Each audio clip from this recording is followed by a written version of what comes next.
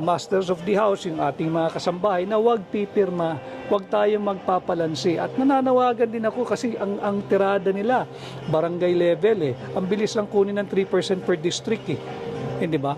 Nananawagan ako sa mga bagong halal pa lang kayo na punong barangay, pagmamahal po sa bansa, huwag yung tayong basta't susunod blindly or blind obedience dito sa mga makapangyarihang mga tao na ang layunin lang ay mapanatili ang kanilang sarili sa kapangyarihan. Tatandaan po ninyo, kung kayo nga ngayon ay nakakaramdam ng takot, buhay ang ating saligang batas. Meron tayong karapatan ng Bill of Rights sa Article 3 ng ating Constitution. Pag pumayag tayo na lapastanganin ang ating saligang batas, pati ang ating mga karapatan na nakalahad sa Bill of Rights ang ating saligang batas, mawawala po yan, and trust me, hindi nila ibabalik sa atin yan.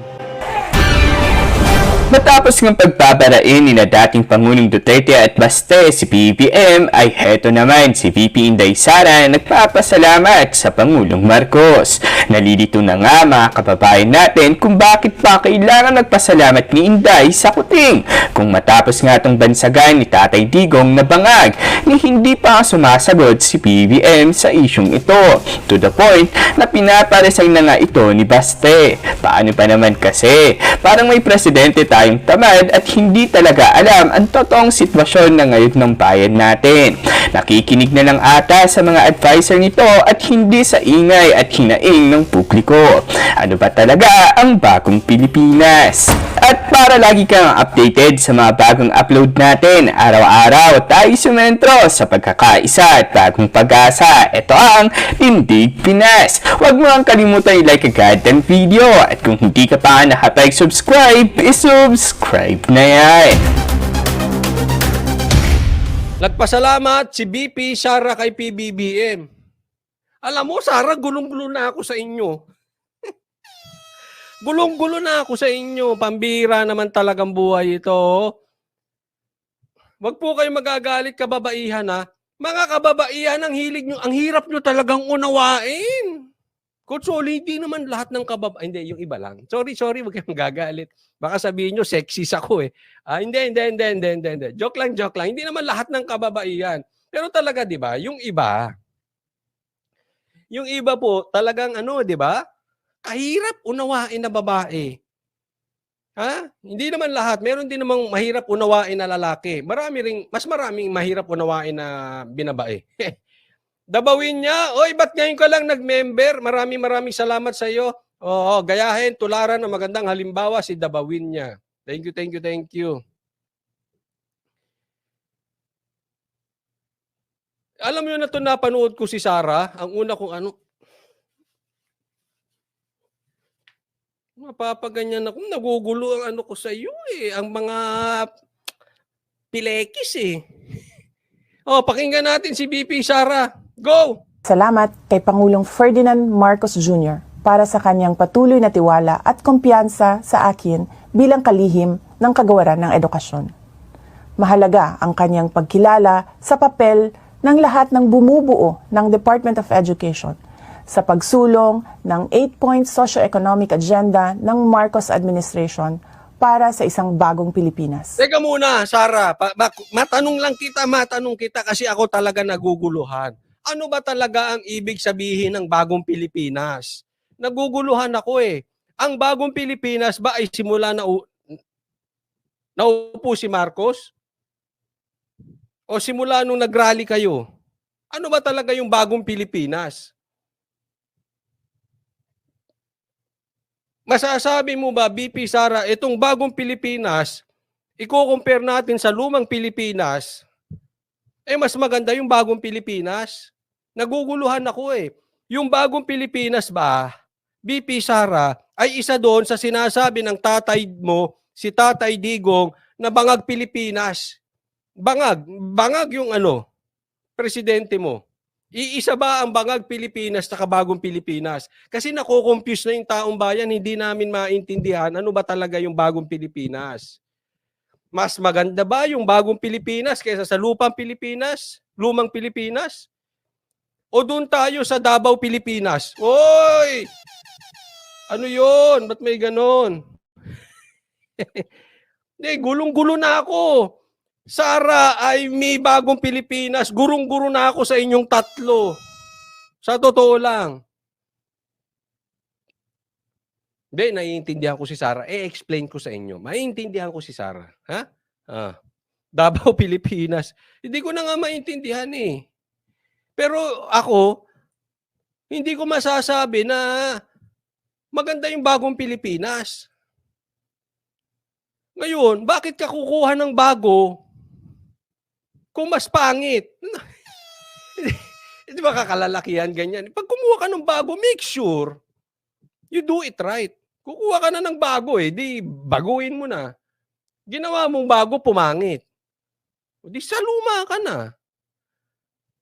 Oh. Jesus talaga naman. Pakiliwanag po, iisa ba yung bagong Pilipinas at yung sinasabi ng tatay mo na bangag Pilipinas? Oh. Nagpapasalamat din ako kay Apo BBM sa kanyang paggalang sa aking mga paninindigan. Hindi kanyang ginalang. Pasensya, BP Sara.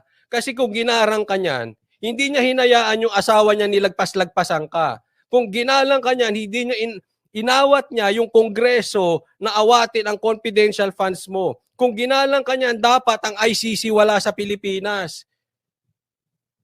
I'm sorry po. Kung sa tingin mo ginalang ka, so be it. Pero ako, o marami sa amin, I don't think ginalang ka. Binastos ka niyan. Nilagpas-lagpasan ka nung asawa niyan. Binababoy ka ni Tamba. Anong nangyari? Tinindigan ka ba? Ginaya ka kay Vic Rodriguez. Hindi kayo tinatayuan. Kung hindi niya kasalanan yon, dapat si Marcos tinatayuan. Gusto nyo bang presidenteng hindi tinatayuan? Ay, hindi tumatayo sa tao niya? Anong klaseng presidente yun? Hindi ka ginalam. Bastos yun.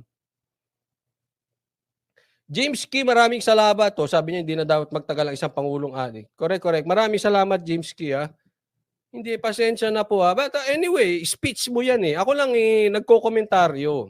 Mabait ka po, Sara, pero mali ka po doon. Una, hindi ko type yung bagong Pilipinas. Gumanda ba Pilipinas o nabangag? Pangalawa, mali ka din ulit dyan. Hindi ka ginalang. Katulad na lang ng aking pagtutol sa pera kapalit ang pirma sa People's Initiative. Hindi, kaya lang yan inawat yung PI na yan kasi nayanig sa tatay mo. Kung yung tatay mo hindi nagtatatalak, yung PI na yan dire-diretso. Baliwala ka. Kaya nga nagtatatalak yung tatay mo kasi alam niya hindi maaawat eh. Alam niya hindi maaawat. Kaya lang naawat. Alam mo naman ang power ng tatay mo. Di ba? Takot sila. Dahil insulto ito sa kahirapan ng ating mga mamamayan at paglabag sa kanilang karapatang magpasya ng malaya. At sa halip na charter change, lutasin muna natin ang kahirapan, mataas na presyo ng bilihin, kawalan ng trabaho at hanap buhay, seguridad at marami pang ibang issue na pasan-pasan ng mga Pilipino. Ang paggalang ay isang natatanging asal na ipinakita ng Pangulo sa ating lahat. Hindi. Kung ginanggalang niya tayo, hindi siya mababangag. Kung bangag siya dati, wala nang question sa akin, dati yun eh. Pero kung presidente siya, bangag siya, hindi tayo ginagalang niyan. Kung totoo yung sinasabi ng tatay mo. But I would rather believe your father than to believe your president. Napepe-F. Ulit. I would rather believe your father than your president. Kung ginagalang niya Pilipino, dapat tinatanggal niya na yan si Tambaluslos. Kung ginagalang niya Pilipino, hindi yan bangag. Hindi lang natin alam kung totoo yung sinasabi ng tatay mo. But in my opinion, tama ang tatay mo. Kung kaya't galangin din sana natin ang opinyon at Ito may good news, pati Cebu Coast nag-declare na not for sale na rin. Cavite, anong gagawin nyo? Mag-declare na kayo dyan, Revilla, Boying. Cebu raw, nag-declare na. Nako, sumunod na kayo. Pag hindi kayo sumunod, for sale kayo. paniniwala ng ibang tao. Kasama na ang ating mga kamag-anak. May respeto ako sa mga pananaw at opinyon ni dating Pangulong Rodrigo Duterte Ay, pati na ng aking mga kapatid. syempre. Ngunit katulad ng posisyon ko sa maraming mga issue, hindi kailangan na sumasang-ayon ako sa lahat ng mga ito. Kaya ako naman, dyan ako naniniwala. Kahit ako hindi naman lahat ng sinabi ni Tatay Digong sumang-ayon ako. Kahit naman ikaw, no, hindi lahat sumasang-ayon ako. Sa tunayan, minsan binira ko pa si Tatay Digong noon. Parehas tayo eh. Minsan pinupuri ko si Marcos, minsan pinupuri ko si Boying, pinupuri natin si Tamba. Hindi naman lahat. Kaya kailangan, let's agree to disagree. Pero ngunit, mamaya may sasabihin ako. Yun eh. Andun yung delikado. Saan? Dun sa pero. Pinalaki ako ng aking mga magulang na may pagpapahalaga sa malayang pag-iisip at pagpapasya. Para sa akin, laging nangunguna ang katapatan ko sa paglilingkod sa bayan. Uunahin ko ang edukasyon ng ating kabataan at kapayapaan ng bayan. Uunahin ko ang Pilipinas. Yan. Kung uunahin mo Pilipinas, kung paki-convince mo yung presidente mo na tanggapin yung hamon ng tatay mo na drug test. Ito masasabi ko. In fairness naman kay Sara, may punto rin naman eh. Na, kasi ang pangit po na ang BP ay kontra ng kontra. Mangyayari dyan, para siyang si Lenny. Diba? Kontra ng kontra eh. So, kulay dilawan ng datingan. Kontrabida. No? So, naiintindihan ko. Hindi ko sinasabi na tama yon, pero inuunawa ko siya dahil anak siya ni Tatay Digong. Minamahal ko siya dahil anak siya ni Tatay Digong. Sinusuportahan ko siya dahil anak siya ni Tatay Digong. So, ang ibig ko pong sabihin, gaya nung stand namin nung 2022, ang DDS po ay si Tatay Digong. Kung mangyari mang magkahiwalay sila ulit ng landas, gaya nung nangyari na sinabihan mo kami na iboto yung presidente mo, Marcos, hiwalay tayo. Susuportahan ka namin, mamahalin ka namin, kasi tatay mo si Tatay Digong. Pero pag nagkahiwalayan, hiwalay, kay Tatay Digong kami. Naunawaan po. Ganon ang setup. Kasi baka mamaya, ang narrative na naman yan, ipopromote na si Aimee.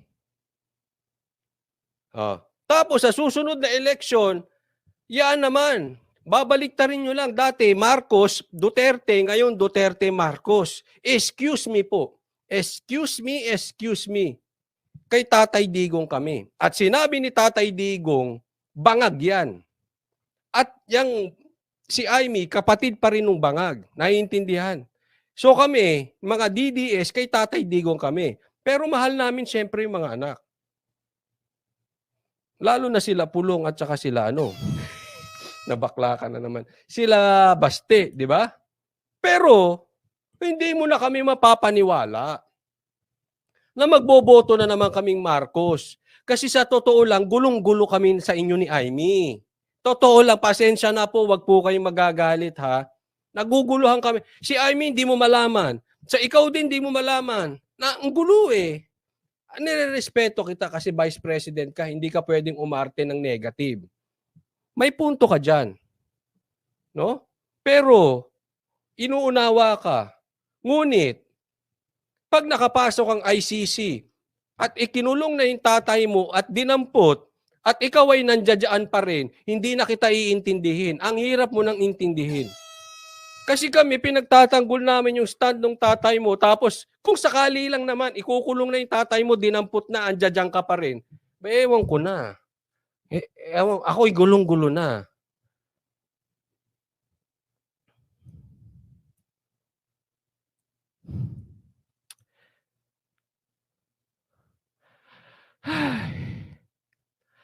Well, suportahan natin si Sara. Dahil siya ay anak ni Tatay Digong. Pero, no to Marcos. Sorry.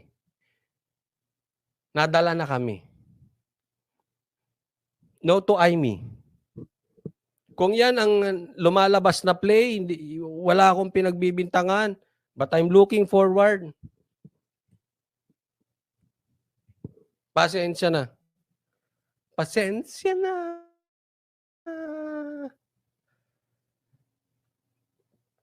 Sabi ni Galski, gulong-gulo na kami sa iyo. Nasira ang lahat dahil sa pagpili. Kasi dahil pinapatakbo natin si Sara bilang presidente.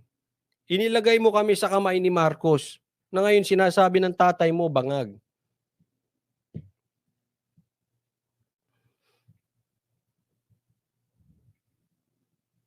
Kaya wala nang sisihan, nandiyan na yan no? Let's learn from our mistake. Again, no to Marcos. Ganun lang. Hindi ka namin sinisisi. Mamahalin ka namin dahil mahal namin yung tatay mo. Diba, meron taong kailangan mong mahalin kasi, halimbawa, yung kaibigan mo, yung kamag-anak mo. Diba? Meron silang mahal pero hindi mo type yung mahal nila. Diba may ganon? Pero mamahalin mo na rin. Kasi, mahal nila So, kahit di mo type yung mahal nila, mahalin mo na rin. May mahal namin si Sara because of Tatay Digong. Pero please, don't ask us again to support Marcos. Please. Yes, we will support you, but please don't ask the Filipino people to support Marcos. If you want to support Marcos, we will understand you because you are the vice president. And I respect you for that. But you don't ask us to support Marcos. Okay?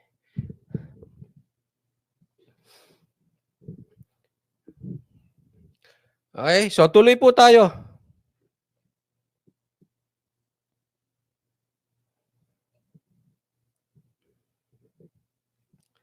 Next tayo.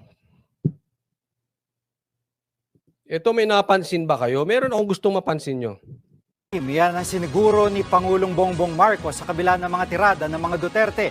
Sabi pa ng Pangulo, hindi naman nagbabagong pakikitungo niya kay Vice President Sara Duterte. Nasa frontline ng balitang yan si Camille Samonte. Ito pansinin nyo buo pa raw yung unity team. Pero tingnan nyo, ako nagtatanong lang, hindi tayo nagbibintang. Okay? Tanong lang po ito. Paki-observe kung tama yung na-observe ko na parang ngiwi pa rin si Marcos. Baka mali ako, nagtatanong lang, kayo na mag-observe. Tingnan nyo ngayon. O yan o. Mismong si Pangulong Bongbong Marcos na ang nagsabing Ngiwi pa ba? buo pa rin ang UNITEAM. Dagdag pa niya, masigla ang alyansang ito. Sa UNITEAM, nagtambalang Dito, pag tiningnan nyo ito, dito, ngiwi-ngiwi siya rito. Kasi dati ito hindi ko alam baka ito yung sinasabi ng tatay niya na bangag siya. I don't know I don't wanna judge but tingnan nyo. Dito, ngiwi-ngiwi siya. tandem ni na PBBM at VP Sara Duterte.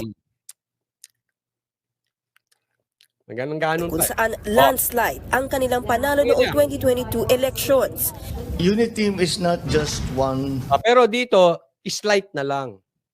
Mild ngiwi. Pero meron pa rin sa aking tingin. Ngayon, tingnan nyo kung tama ako o mali. Meron pa rin Konti na lang. Party or two parties or three parties.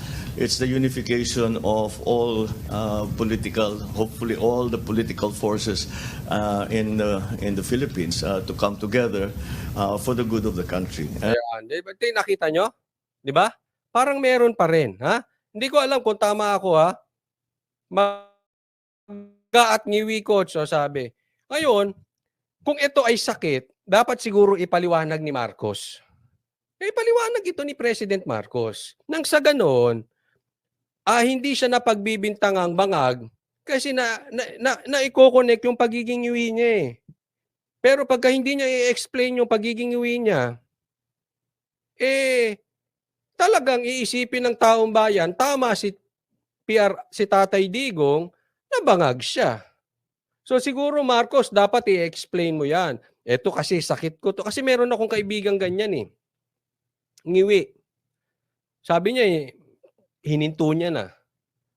No? I really don't know.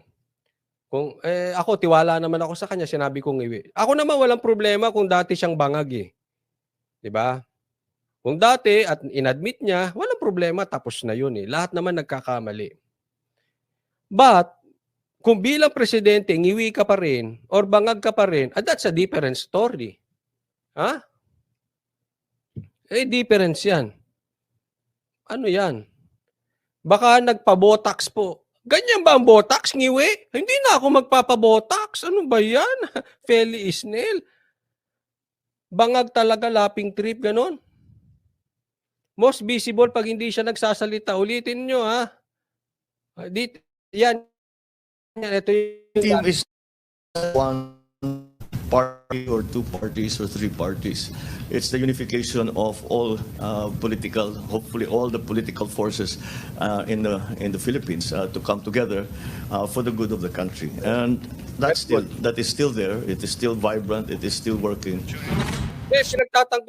Pinagtatanggol ko nga si Marcos, kaya nga tinuturuan ko siya na i-explain niya para mapasinungalingan niya si Tatay Digong.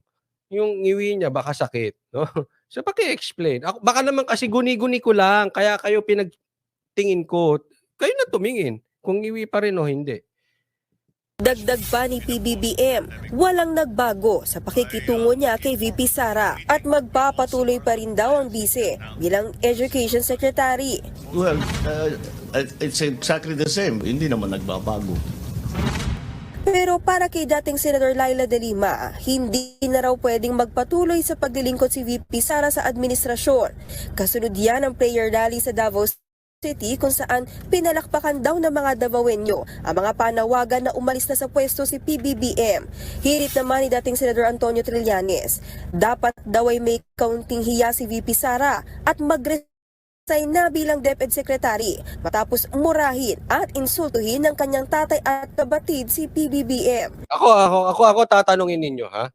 Kung ako'y naman ay tatanungin lang, anong take mo dyan, Coach Oli? Ako, sa tingin ko dapat mag-resign na siyang bilang DepEd. Tama naman yung sinabi sa amin ng aming kaibigan para maramdaman na may impact. May impact yung sinabi ng tatay niya.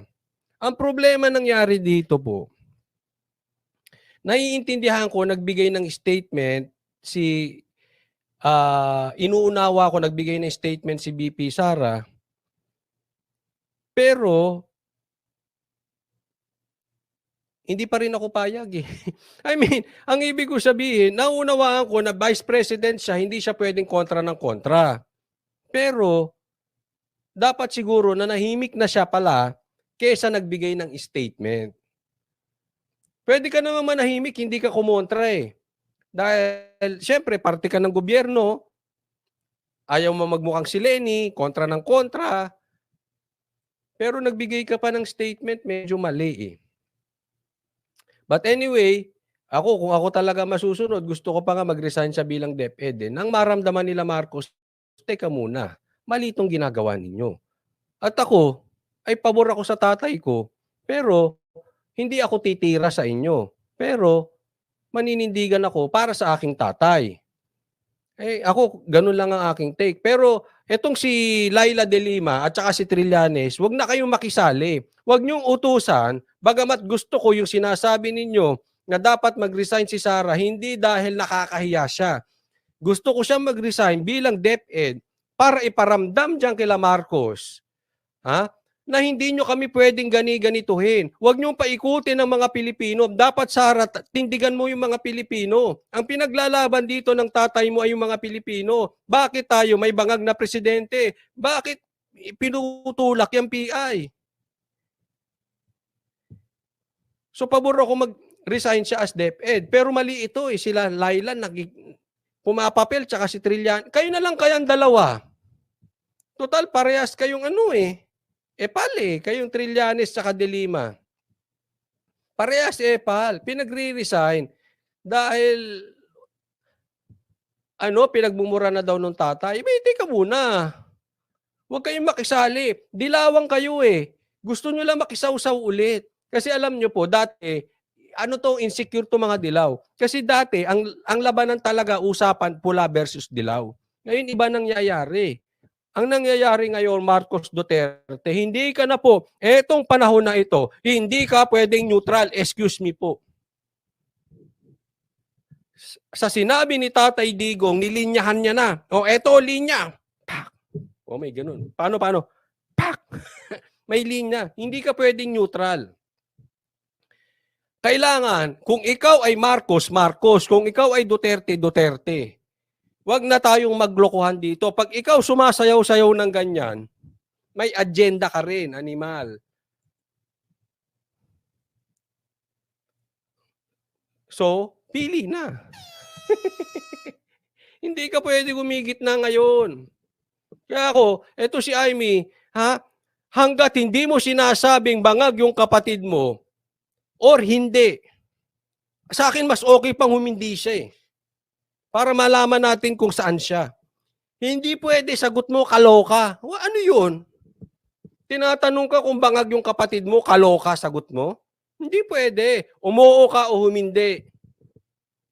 Kung bangag yung kapatid mo, umuo ka. Kung hindi, sabihin mo, no. Sinungaling si Tatay Digong. Pero wag tayo gumitna. Mga animal kayo. Sa pagharap naman sa media sa Davao City kagabi, ipinaliwanag ni dating Pangulong Rodrigo Duterte ang naging panawagan ni Mayor Baste kay PBBM na mag-resign. Si Baste, galit yan. Kasi kapatid niya nandyan eh. Kung tanggalin mo yung konstitusyon, saan mapulutin si Inday? Ito meron pang mga loko-lokong dilawan. Mga dilawan talaga, sausaw ng sausaw eh. Ako naiintindihan ko si Baste eh. Kasi protective ako sa ganyan eh. Yung kapatid na babae especially or anak na babae, mas nakaka-relate ako sa anak na babae. Kasi brotherly love yung pinagtatanggol niya si Sara. Alam mo yung tingin ng iba? Pinagre-resign si Marcos kasi pag nag-resign si Marcos, si BP ang uupo. Ganong kababaw mag-isip sila. Ganyan nakikisawsaw ang dilawan. Si Sara po, uupo at uupo yan. Tingnan ninyo. Hindi kailangan ng ganyan-ganyan. Yung kay Baste naman, sentimental, but it's a brother to sister. Paborito ni Inday si Baste. Tanggalan ng tao ng trabaho, vice presidente. Ang kapatid naman ni PBBM na si Senadora Amy Marcos naniniwalang hindi nabuo ang unity team. Nakikita nyo na ba sino mga vloggers na sumusuporta rito? Ingat po. Ako, ayoko silang siraan. Ayoko sila. Kayo na po mag-observe yung sumusuportang vlogger dito. Nako, dadalhin na naman kayo sa budol-budol. Kayo na mag-observe, ha? Ayokong pangalanan isa-isa. Unity team, talagang may tama na, no? May lamat na talaga ang pagkakaisa. Pero sa palagay ko, yung mga principal, hindi naman na magulo eh. Yung magulo, yung mga amuyong dyan sa tabi-tabi, yung mga demonyo at ahas sa laylayan ng palasyo, talagang mahirap dyan. Binira naman ni Senator Risa Hontiveros ang Huwag ka na, ayoko sito. Nakikisali pa ito eh. Asikasuin mo na lang yung yung kaso ni Kubuloy. Extra. Pwede ba ihinto ko na ito? Pa lang ito eh. Doon ka na sa SMNI. Para ka lang makasali, nakikisawsaw ka pa dyan. Alisin na natin yan, ha? Bye-bye. Next! Ayoko na yan si Hontiveros. Kung si Hontiveros lang, wag na, uy.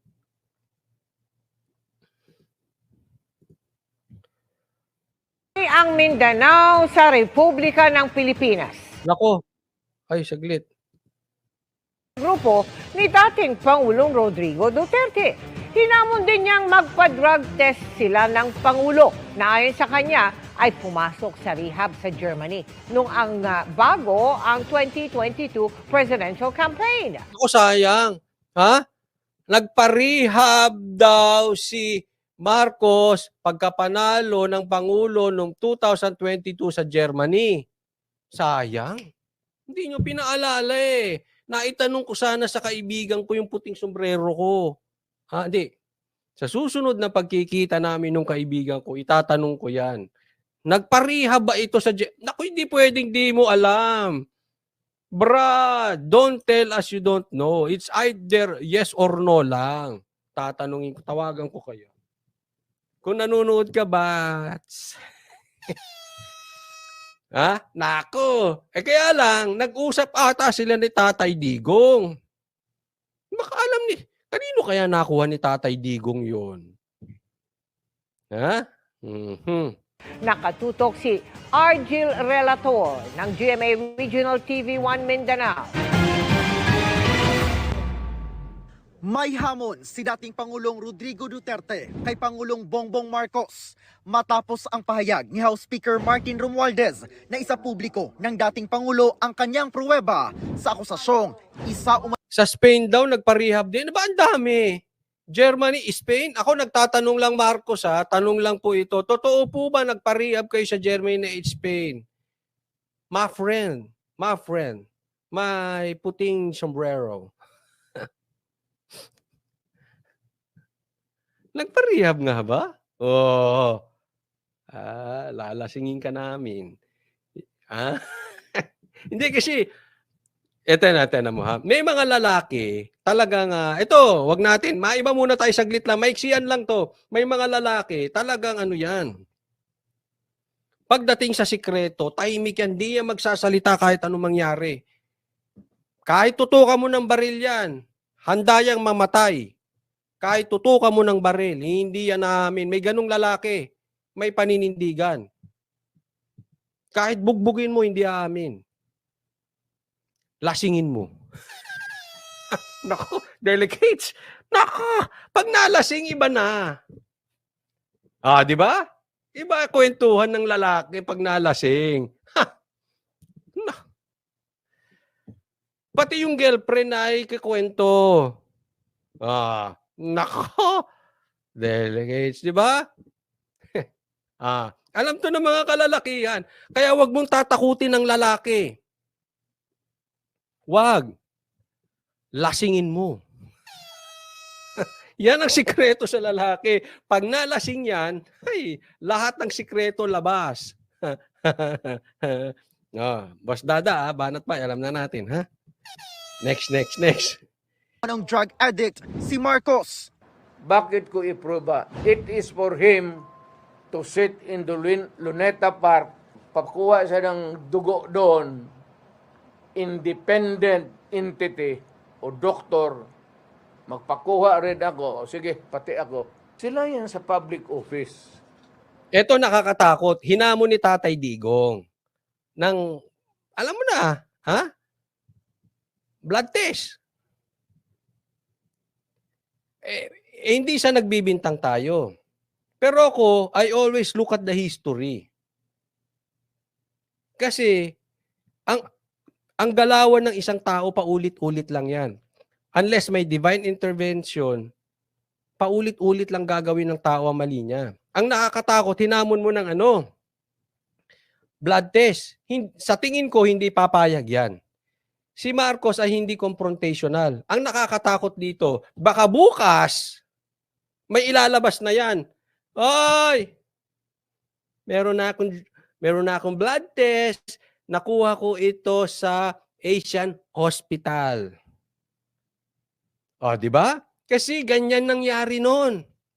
Nagkakahamunan ng blood test. Sila nagpamedya, siya biglang lumabas. Meron na. Coming from St. Luke's. Yan ang bantayan nyo. Baka mamaya sabihin nyo, magdilang anghel ako, ha? Kaya lang, palagay ko yung may idea niyang blood test mong yan.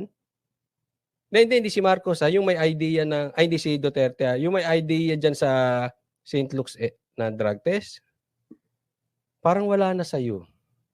Parang na kay Duterte na. Delicates ka dyan. Delicates ka. May accusation sa iyo. Then you have to disprove it. It is not for me to prove it. Sinabi yan ni Duterte sa isang press conference sa Davao City kagabi. Tahasang tanong pa ni dating Pangulong Duterte kay Pangulong Marcos. Bakit ka pumunta ng Germany? Ako, baka bumili ng BMW, Germany. Ano pa ba nabibili sa Germany?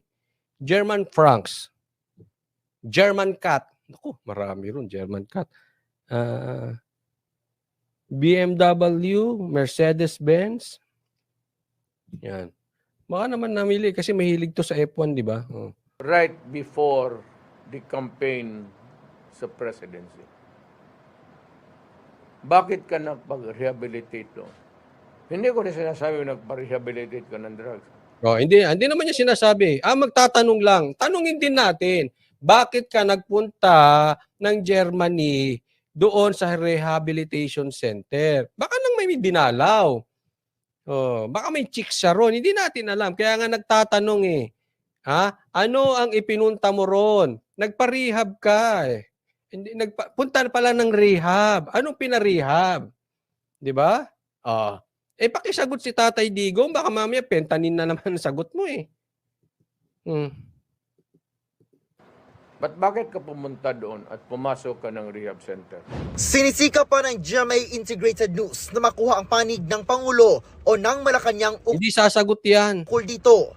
Pero nauna nang sinabi ni Pangulong Marcos na baka epekto ng paggamit ni Duterte ng painkiller na fentanyl ang mga pinagsasabi nito laban sa kanya.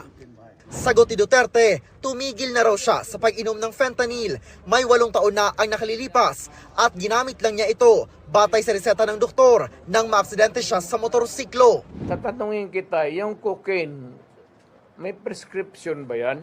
Saan mo kinukuha yung supply mo? Alam ko at tao dumadala dyan sa Malacanang. Body-body mo. At ano mo body-body mo, nagdadala sa hindi ko nga alam kung cabinet member o nasa cabinet mo, kasi magulo magsalita si Tatay Digong, but one thing for sure, ang sinabi ni Tatay Digong, kaibigan mo or cabinet mo nagdadala ng Coca-Cola diyan sa palasyo. Yan sila. As a matter of fact, yun yan sa cabinet mo. Cabinet mo. Yung mga body-body mo noon. Cabinet mo, body-body, baka mga sekretary yan. Sino kaya yun, Tatay Digong? May aabang. Binata pa kayo, kasama mo yan sila, kung nandito ka sa Davao, hirit kayo ng cocaine doon sa Tadeco. Yan, gusto kong palanganan. Nandyan sa Malacanang yung isa, nagtatrabaho. Naku, sino kaya yung nasa Malacanang Hindi, bukod ba kay Marcos, mayroon pa dyan? Naku. Binanatan din ng dating Pangulo ang PIDEA matapos sinabi ng ahensya na wala sa drug watch list nila si Pangulong Marcos. Itong mga PIDEA na itong mga ugok na to. Ugok Sino na- ba nung PIDEA magbigay ng... Ikaw ang PIDEA magbigay. Sir, ito yung record mo doon sa narco. Ditanggal ka. Naalala mo yung humuli sa anak ni Boying. Sinong PIDEA chief no? Natanggal agad, di ba? Gusto mo kumontra kay Marcos?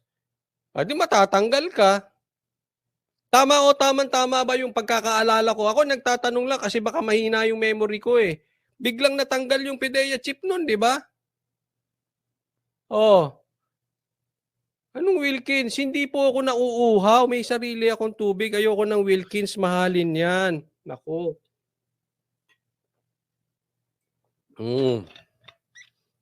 Wilkins Villanueva. Di ba?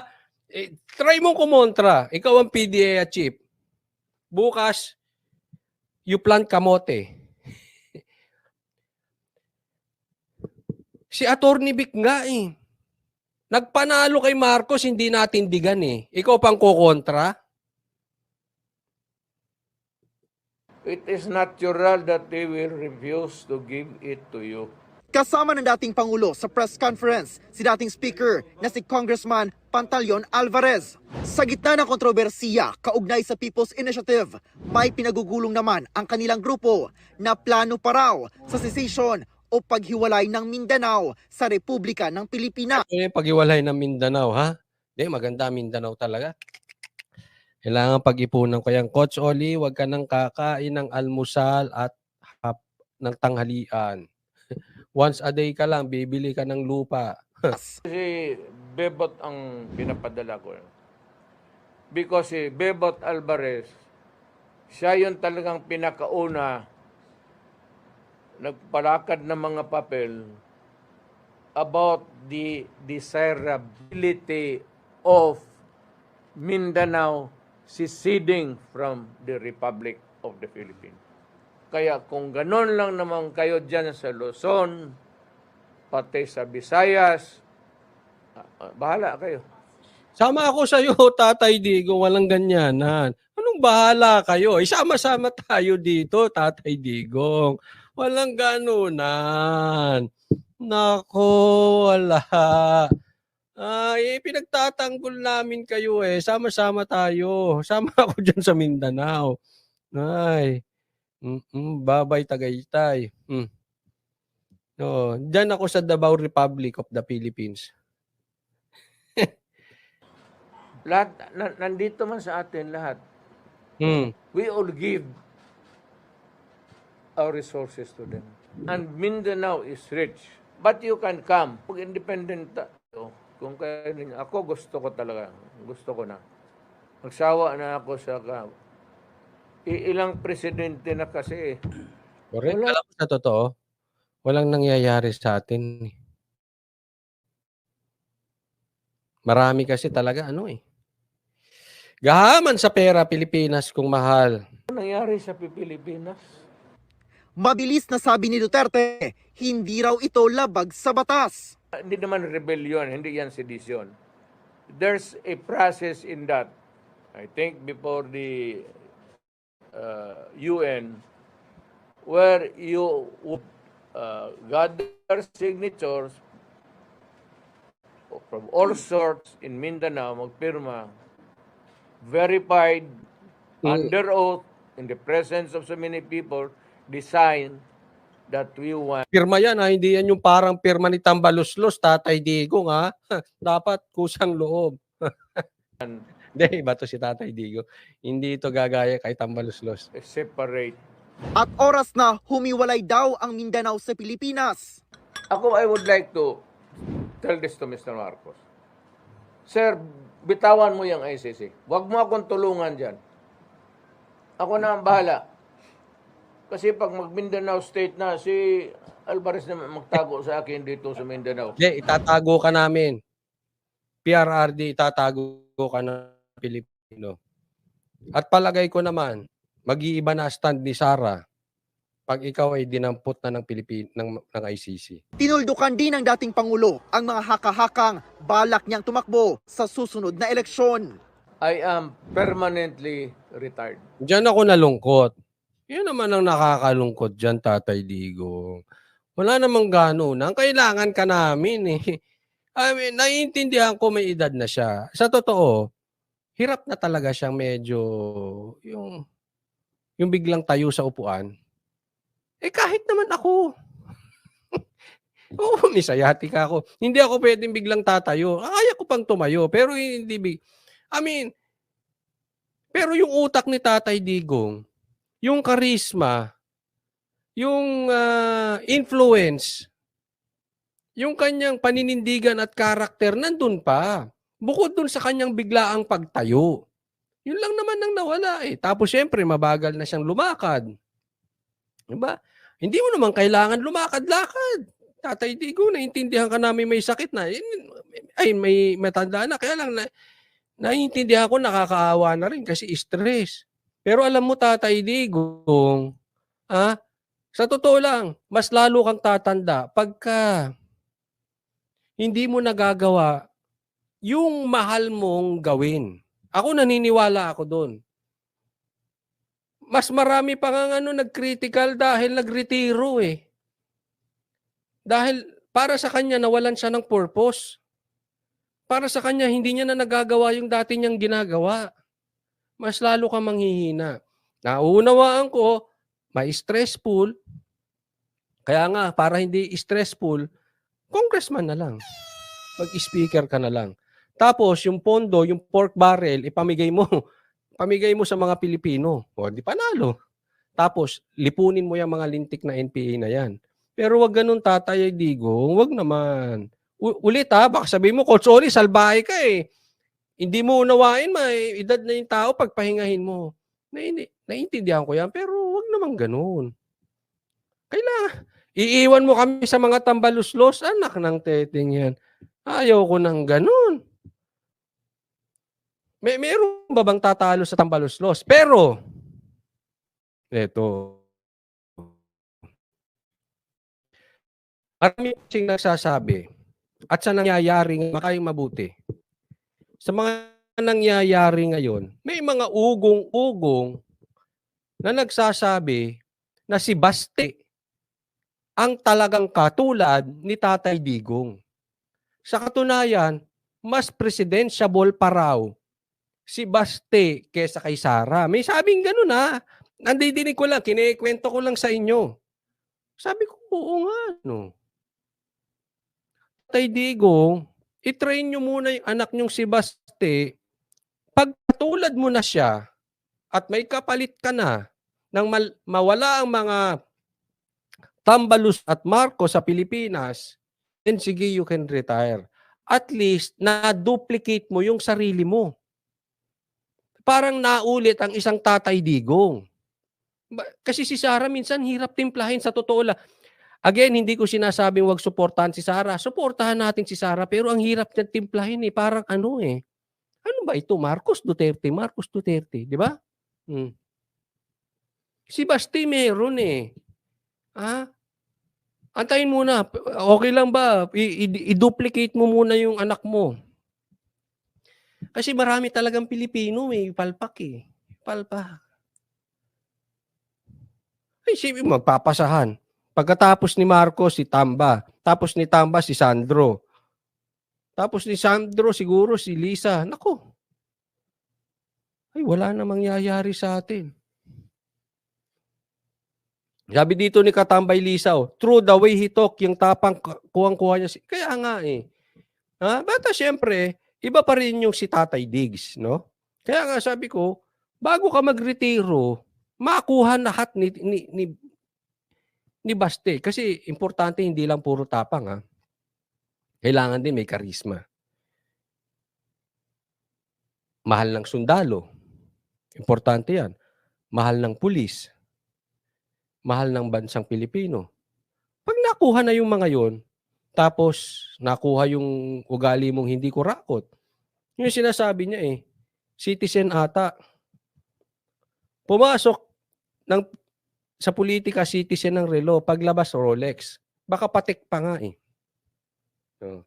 I doubt kung may nagro-Rolex pa dyan sa mga politikong matataas na yan. Baka patik pa. Diba? Gusto ko yung gano'n, yung naupong presidente, citizen, ang relo, nung lumabas pagka-presidente, citizen pa rin ang relo. Gano'n. Hindi, in short, hindi kurakot. Gaya mo, Tatay Diggs. Abangan natin yan. Oh, G-Shock eh. Seiko daw pag pumasok. Seiko daw. Seiko, hindi citizen. Hindi, kasi magkaparehas. Nalilito ako dyan sa Seiko tsaka citizen. Kasi yung citizen tsaka Seiko, Japan parehas yan. Oo. Ang ano lang kasi, ang Seiko is medyo may high. Ang Seiko kasi yung may mura at saka may high-end. Meron silang tinatawag na Grand Seiko eh. Ito mo, kabisado ka. Yung Grand Seiko, yan yung medyo kapresyo na ng mga tag. Yan. Ando doon na sa upper.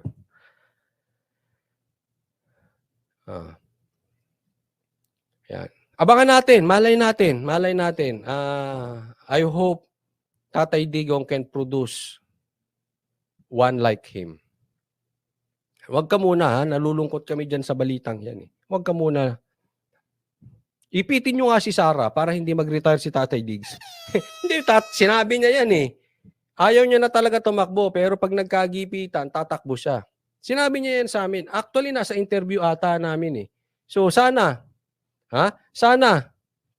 ipitin nyo si Sara. Ang sama mo. Hindi, para tumakbo si Tatay Digong.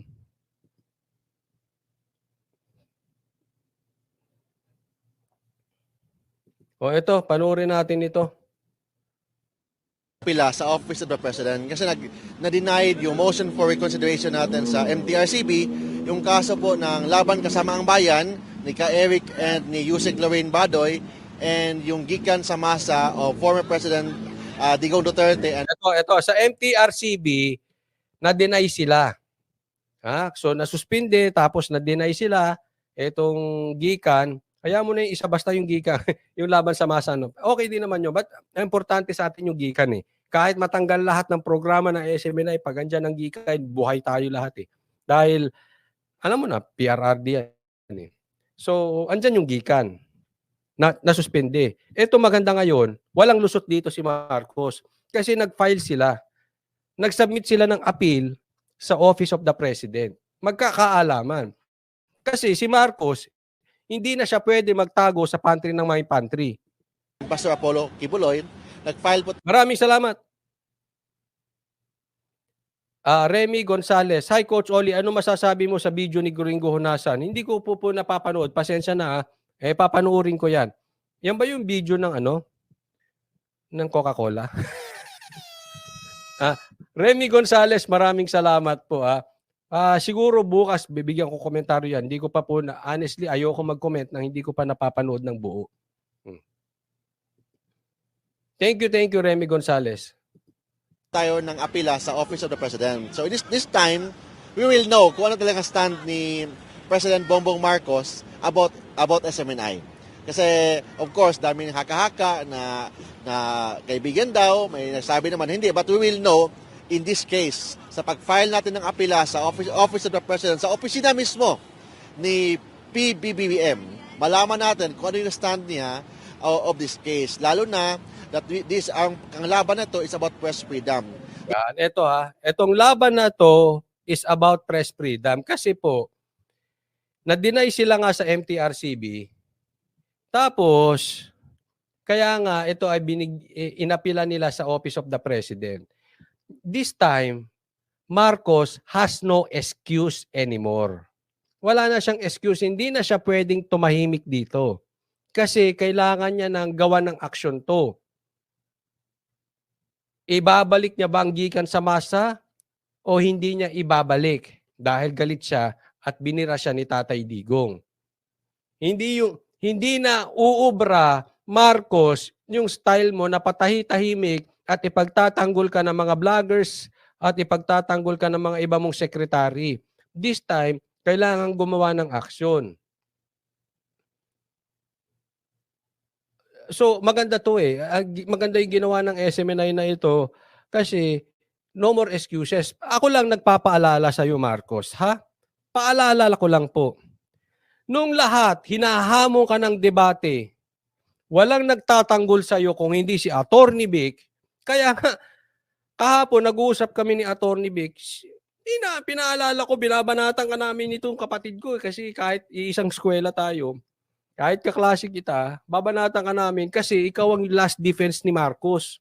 Ayaw mo ng debate alam namin si Marcos magkakalat sa debate. At ang sa kanya, excuse niya doon, may lamang sila Bakit pa ako bababa? May punto siya. Trabaho niya yun Trabaho ko, banatan ka para ma-distract ka, paatinin mo ng debate. Diba? Kasi alam ko, laglag yan. Pagdating sa debate, no way. No way mananalo si Marcos. Kulang ito If you will compare him to Isko, to Tito Soto, to Lacson, wala to Siguro si Pacquiao match sila. No? Pero ang nagtanggol sa kanya si Attorney Vic at ito SMNI. Ang ginawa ng SMNI, gumawa sila ng sarili nila. Sarili nilang debate. Tingnan mo kung paano ka tinulungan ng SMNI. Marcos. Ngayon, it's about it's about time for you to help SMNI. Hindi ito sinasabing utang na loob, kailangan bayaran. Hindi lang sa ganun. Kung masama ang ginagawa ng SMNI, dapat siguro walang kaikaibigan. Pero tingin ko, tama ang ginagawa ng SMNI. Tama naman ang ginagawa ni PRRD. Sabi, ngayon, it's about time ikaw naman ang manindigan, Marcos, sa SMNI. Kasi nanindigan ng SMNI para sa'yo. Gaya ng si Tatay Digong nanindigan nga sa'yo eh. Di ba? Malilibing ba yung tatay mo sa libingan ng bayani kung hindi kay Duterte? Real talk po. Malilibing ba yon sa libingan ng bayani yung si tatay mo kung hindi kay Tatay Digong? Kung hindi, sinisigawan ka ng debate, ano naging excuse mo? Umatin ka ng debate ng SMNI. Alam naman natin, haharangin ng SMNI yung mga tanungan na yan. Huwag na tayo maglokohan. Gawan mo rin ang paraan niyang hindi po pwede naman. Tingnan natin kung meron kang utang na loob, Marcos. Kasi meron kaming nabalitaan, wag na nga lang. Baka mamaya, delikado.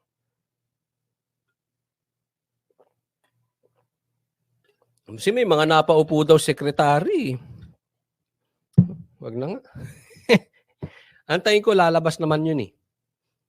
Yung kwento na yun, gaya ng kwento ni Tatay Dig sa amin, lumabas din. Lalabas din yun. Unti-unti yan. Tingnan mo, may lalabas dyan. Pati yung sekretary mo mga kurakot, iisa-isahin yan.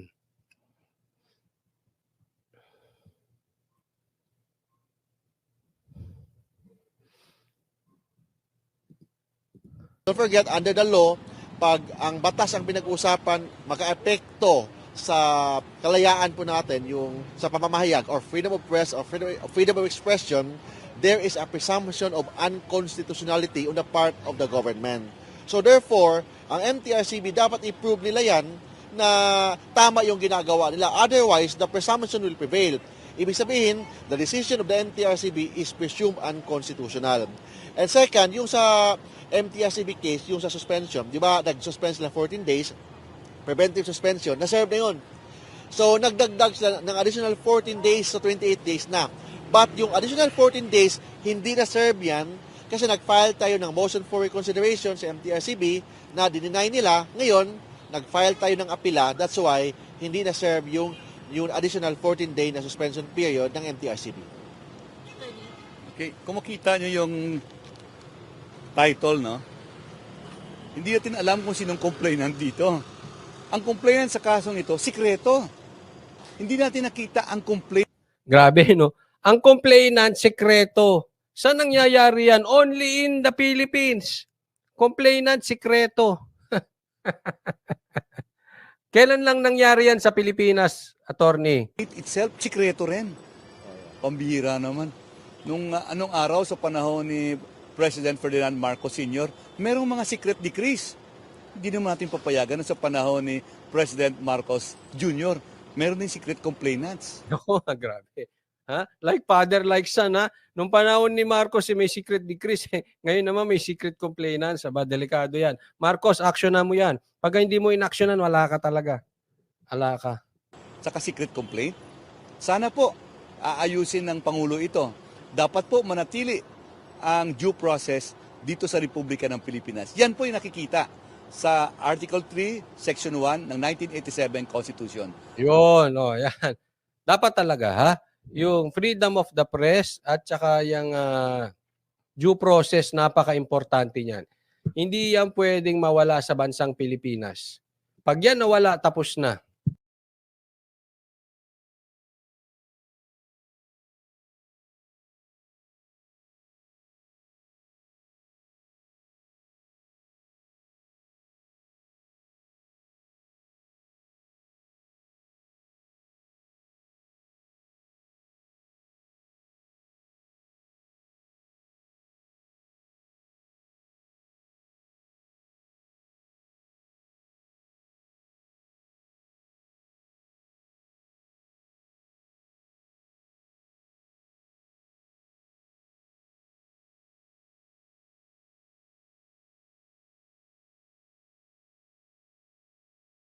Ito na nga mga banatero, sa dito tayo ngayon para kausapin po ang man of the week. Talagang malupit na malupit dahil sa nangyari ho ditong Sunday. Ngayon Tuesday. Mainit na mainit pa rin po.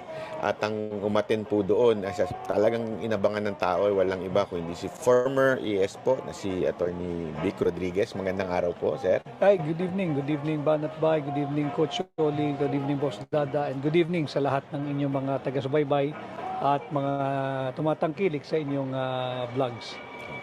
Sir, umpisa na natin. Unang tanong, bakit kayo naandun?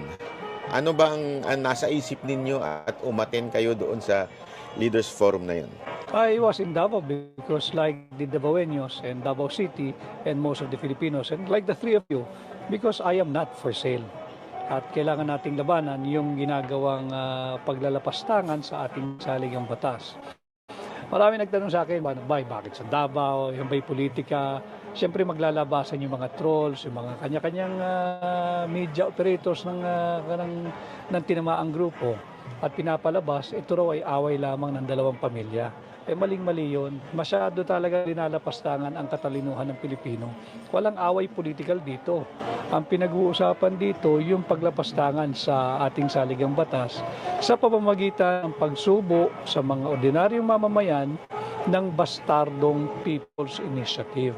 And I was in Davao kasi po sa Davao nagsimula itong Leaders Forum at movement to go head-on against this fake, deceptive, tyrannical, and graft-ridden People's Initiative. So sinabi nyo nagsimula. Meron ba itong kasunod? Part of the Leaders Forum, yung tinatawag na Way Forward, ay iikot sa buong bansa at gigisingin ang mga Pilipino na wag nating pahintulutan itong ginagawa pambabalahura sa ating saligang batas. Alam niyo, mga kababayan, ngayon yang meron tayong gumaganang saligang batas. Nandyan sa section Article 3 rather, ang ating Bill of Rights.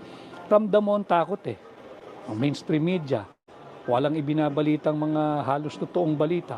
Buti nga ang social media, tinatawag nilang new media nandyan kayo Di ba? Gumagana pa yung ating fully operational, fully existing ang ating saligang batas. At nariyan pa yung ating Bill of Rights. Pag sinuko natin ito at mayag tayo at sang-ayunan natin yung ginagawa nilang paglalapastangan sa saligang batas, hindi na nila ibabalik yung mga karapatang yan na nakasaad sa ating saligang batas. Kaya wag tayong pumayag.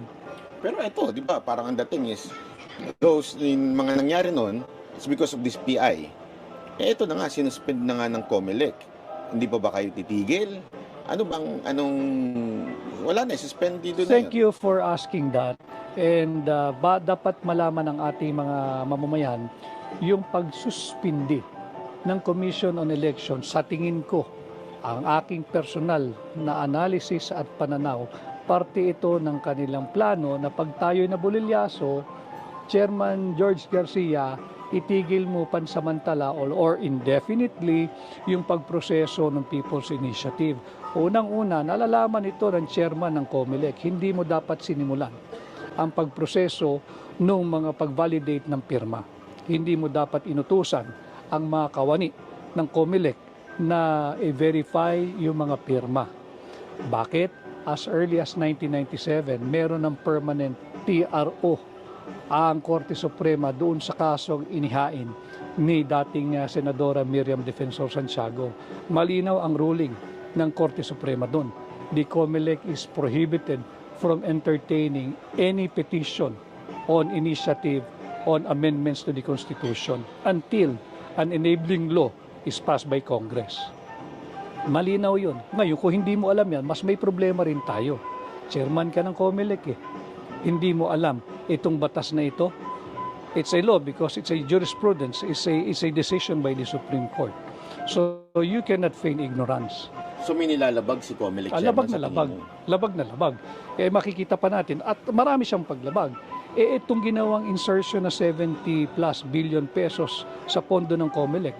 hindi dumaan sa committee hearings yan. Hindi rin dumaan sa plenary yan. Yan ay isiningit during the bicameral conference committee meeting at nagkaroon sila ng karagdagang 70 billion pesos. Ito raw ay gagamitin para sa mga plebisito. Kasama na dyan yung initiative and referendum. Kumbaga pa, lagi ko sinasabi, kumbaga pa sa isang krimen, premeditated itong ginagawa nilang paglapastangan sa ating saligang batas. Kaya wag nating hangaan yung pagsuspindi ng COMELEC. Kaya nyo sinuspindi dahil unang-una sumipa na at nagising na ang sambayan ng Pilipino. Natauhan at yun nga, hindi kami for sale at wag nyo na kaming utuin. Lapit sa puso ko ang usaping ito sapagkat ang dami ko nakakausap, both retired and incumbent judges, justices, law practitioners, and those in the government lawyers. Ang sinasabi ko nga, alam ninyo, kung hindi natin pagtatanggol ang ating saligang batas dito sa lantarang paglalapastangan na ginagawa noong mga tinatawag pa naman nating kinatawan ng tao, kada distrito, mabuti pa isoli na natin yung ating lisensya na makapag-practice bilang abogado. Wala tayong silbing abogado. At alam naman nating lahat, in all humility, na ang mga abogado occupies somehow a special spot or place in the community. Pagka may mga problema, tatakbo sa abogado. Parang doktor yan hindi ba? So ngayon, hinahamon tayo ng pagkakataon, ito ang hinihingi ng panahon, let us step up. Whether you are for or against charter change through people's initiative, magandang pag-usapan natin. Kesa yung sila-sila lang, usapang magkakarancho lang na paglabas yan, bulaga, yan ang ating saligang batas. So anong inaantay nyo para somehow medyo tumigil to, itong sabihin ba ng COMELEC na hindi pwede yan o iatras ng Kamara? Ano ho bang inaantay ng movement? I think the most convincing thing is when President Marcos will speak on the matter. He will step in, he will step up and talk to the people at sabihin niyang pinatitigil niya ang hindi siya sang-ayon dito at pinatitigil niya ang kanyang mga kaalyado, supermajority Pag nagsalita ang Pangulo, sigurado titigil yung mga yan. Hindi ba?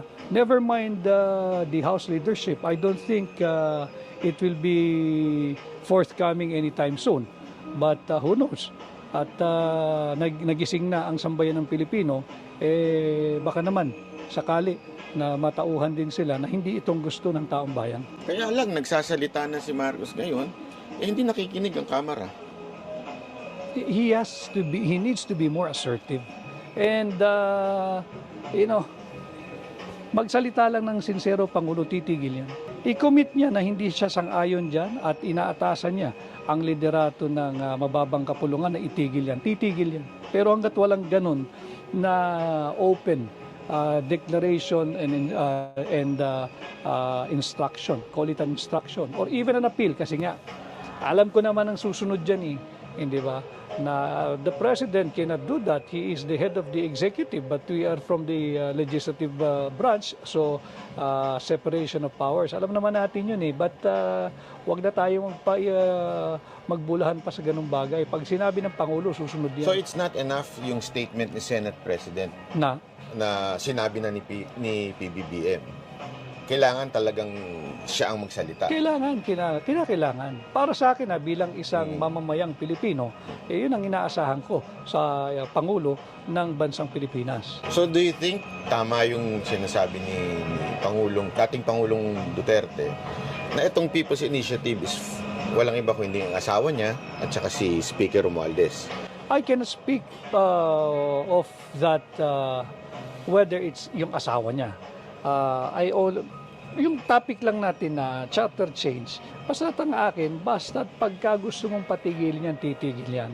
Once you assert your presidency at sabi mong itigil nyo yan, hindi yan ang kinakailangan ng bansa natin ngayon. Look, today is, yesterday or today, nag-increase na magkano yung gasolina at ang presyo ng diesel, magkano na ang palitan ng piso at dolyar. Ito ba ang makakapagbigay ng pagkain sa lamesa ng bawat pamilyang Pilipino? Charter change ba? O ito ang magbibigay ng mas mahigit na pagkain at masasarap na inumin sa mesa ng mga nagtutulak ng Huwad na People's Initiative? Importante yung ordinaryong yung interes nila ang ating atupagin, hindi yung interes ng iilan na gahaman sa kapangyarihan na ang gusto lamang mapanatili yung kanilang sarili, yung kanilang pamilya, yung kanilang angkan sa kapangyarihan. Pero sir, do you think kaya hindi nagsasalita si Marcos about this? He's too weak? Kailangan maging assertive siya. Kailangan mas may umpag, mas may impact yung kanyang pagiging Pangulo at pag-utos sa kanyang mga kaalyado. Supermajority, laging binibida yan. Supermajority, ang bilis magpasa ng panukalang batas sa House, sa Senado, pag sinabing ganyan. This is the time. Pero may nagtatanong din na baka naman in reality, nasa kanya yung command. It's not, di ba, iniisip ng iba na si Romualdez to, ganito. Pero iniisip din man ng iba, imposible namang gagalaw si Romualdez nang hindi inutusan ni PBBM. What do you think of that? Whether nasa kanya yung command o wala sa kanya yung command, kaya nga ang sabi ko, you have to step in, he needs to step up, and make that the categorical pronouncement that you are not for the charter change through People's Initiative, and you are. Wag nang utos, sige na, pagbigyan na natin, may separation of powers tayo, hindi ba? May respeto tayo sa co-equal branch. You make an appeal as your president who enjoyed a 31 million plus mandate from the Filipino people. I urge you, and if I have to say, please, probably please, stop doing this fake People's Initiative because it's causing so much division. Sabihin niya yun. Pero, sir, ito, since kayo, siyempre sinasabi nyo, merong mga ibang frustrated na. Kaya nga, siguro, isa doon si Mayor Baste. Parang frustrated na siya na walang ginagawa ang Pangulo at kaya nga niya sinabing, mag-resign ka na lang. Would you support that call? Ang konteksto kasi sa akin nung mensaheng yon ni Mayor Baste, even that statement applies to him, I think. I felt him during that forum in Davao. Sa tingin ko kahit yung kaya niyang gawin parang ang nagkataon lang na ang Pangulo ay si Pangulong Marcos. But regardless of the political personality occupying the office of the President, tingin ko tama si Mayor Baste. At yun din ang sentimiento ng lahat ng Pilipino. Hindi lang para sa Pangulo, all elective officials. Kapag nawalan ka na ng pagmamahal at aspirations para sa iyong bansa o para sa iyong probinsya o para sa iyong munisipyo o para sa iyong barangay, the honorable thing for you to do is to resign. And that applies to everybody. Fast forward kasi dalawa yung topic na sinabi ni Tatay Digong na matindi. First, yung sa PI. Then the second is yung bangag. No? Then let's forward, fast forward. Assuming nagsalita siya, naging assertive siya, naging strong president siya, huminto yun. What's next? Hihinto na ba tayo? Dahil hininto na? O doon tayo sa second na binanggit ni Tatay Digong about bangag? Ang tingin kong magiging dulot ng ginawang Leaders Forum sa Davao, yung sambayan ng Pilipino magbubuklod-buklod at tayo naman ang magiging assertive this time.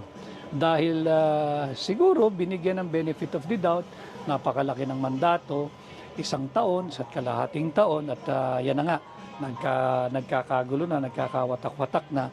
Ngayon, namulat na ang sambayan ng Pilipino. We will be assertive. We will continuously watch them. At hindi tayo papayag, hindi tayo papalinlang. Baka mamaya stop and go. Pagka nalingat, ilulusot na naman. So we will be more assertive and maganda yun. Dahil yan naman ang essence ng demokrasya, di ba? Kung wala ng checks and balance sa sangay ng gobyerno, ang pinaka-check mo, ang pinaka-balanse mo is a united citizenry. Pag united ang citizenry mo, maganda rin yun. Dahil maririnig ang lahat ng tinig. Huwag tayo matakot. Babanggitin ko yung akin nabanggit na isang araw. This was, I think, ang nagsabi nito si Viktor Frankl. Ang sabi niya, ang tao raw may live his life without friends. A man may live his life without wealth. But a man will not be able to live his life without meaning. Tayong lahat magbuklod-buklod, ang meaning natin para sa bansa. Tama na yung nagpagamit tayo, naisahan tayo, nalansihan tayo, hindi tayo uunlad bilang isang bansa, bilang isang mamamayang Pilipino. Maawa tayo sa ating bayan, maawa tayo doon pa sa mga kabataan Pilipino. Kawawa ito, walang matitira dito pag hindi tayo nagsama-sama. So, kahit seriously hinito yung PI, diretso tayo. Hindi lang naman kasi PI eh. PI, yun lang ngayon ang nakasentro. Pero let's look the entire governance. Pagka tayo nagbuklod-buklod na, bantayan na natin. Hindi ba? Iparamdam natin sa kanila, hindi tayo papayag ng yung ginagawang paglulustay sa kaban ng bansa. Ako, I really feel bad. Bakit yung simpleng pagpapalit ng logo ng administrasyon, kinakailangan pa sabi ko nga tila whole of nation approach. May memo, kinakailangan attendan, lahat, pati yung mga uniform personnel pinag-a-attend. Hindi naman nila pwede tanggiyo, naglabasan yung memo Hindi ba? May bigayan ng AIX, yun ang come-on Yung ayuda, yung AIX, I'm not sure kung meron ding medical assistance na naganap doon. Chine-check yung attendance, ang danger pa ron pag nag-check na attendance, baka i-attach pa yun sa People's Initiative Petition Nakikita mo ba na hindi niya matatapos yung kanyang 6 years na term? Ako gusto ko matapos niya. Basta nagtatrabaho. Dahil I have to be very, very honest with you, gentlemen. Bahagi ako nung pagkapanalo ni Pangulong Marcos at ang laki ng hinirap ko riyan. And I wish him success. Hanggang ngayon, I wish him well. I wish him success. Siya ang ama ng Republika ng Pilipinas. Kung saan mapunta ang Pangulo, doon dadali ng bansa. Ganun talaga regardless of who the president is Pagka namali ng maneho yung piloto, may problema. Hindi ba? Baka mag-crash ang ating eroplano. So I wish him well. I hope he completes his term. Pero yung kapakanan ng tao, ang kinakailangan mong tingnan. Kaya ka nga nagkaroon ng ganong kalaking mandato Bahagi ako nun, nakita ko yun Hindi ba? Nagtiwala yung tao, umasa yung tao, naniwala yung tao.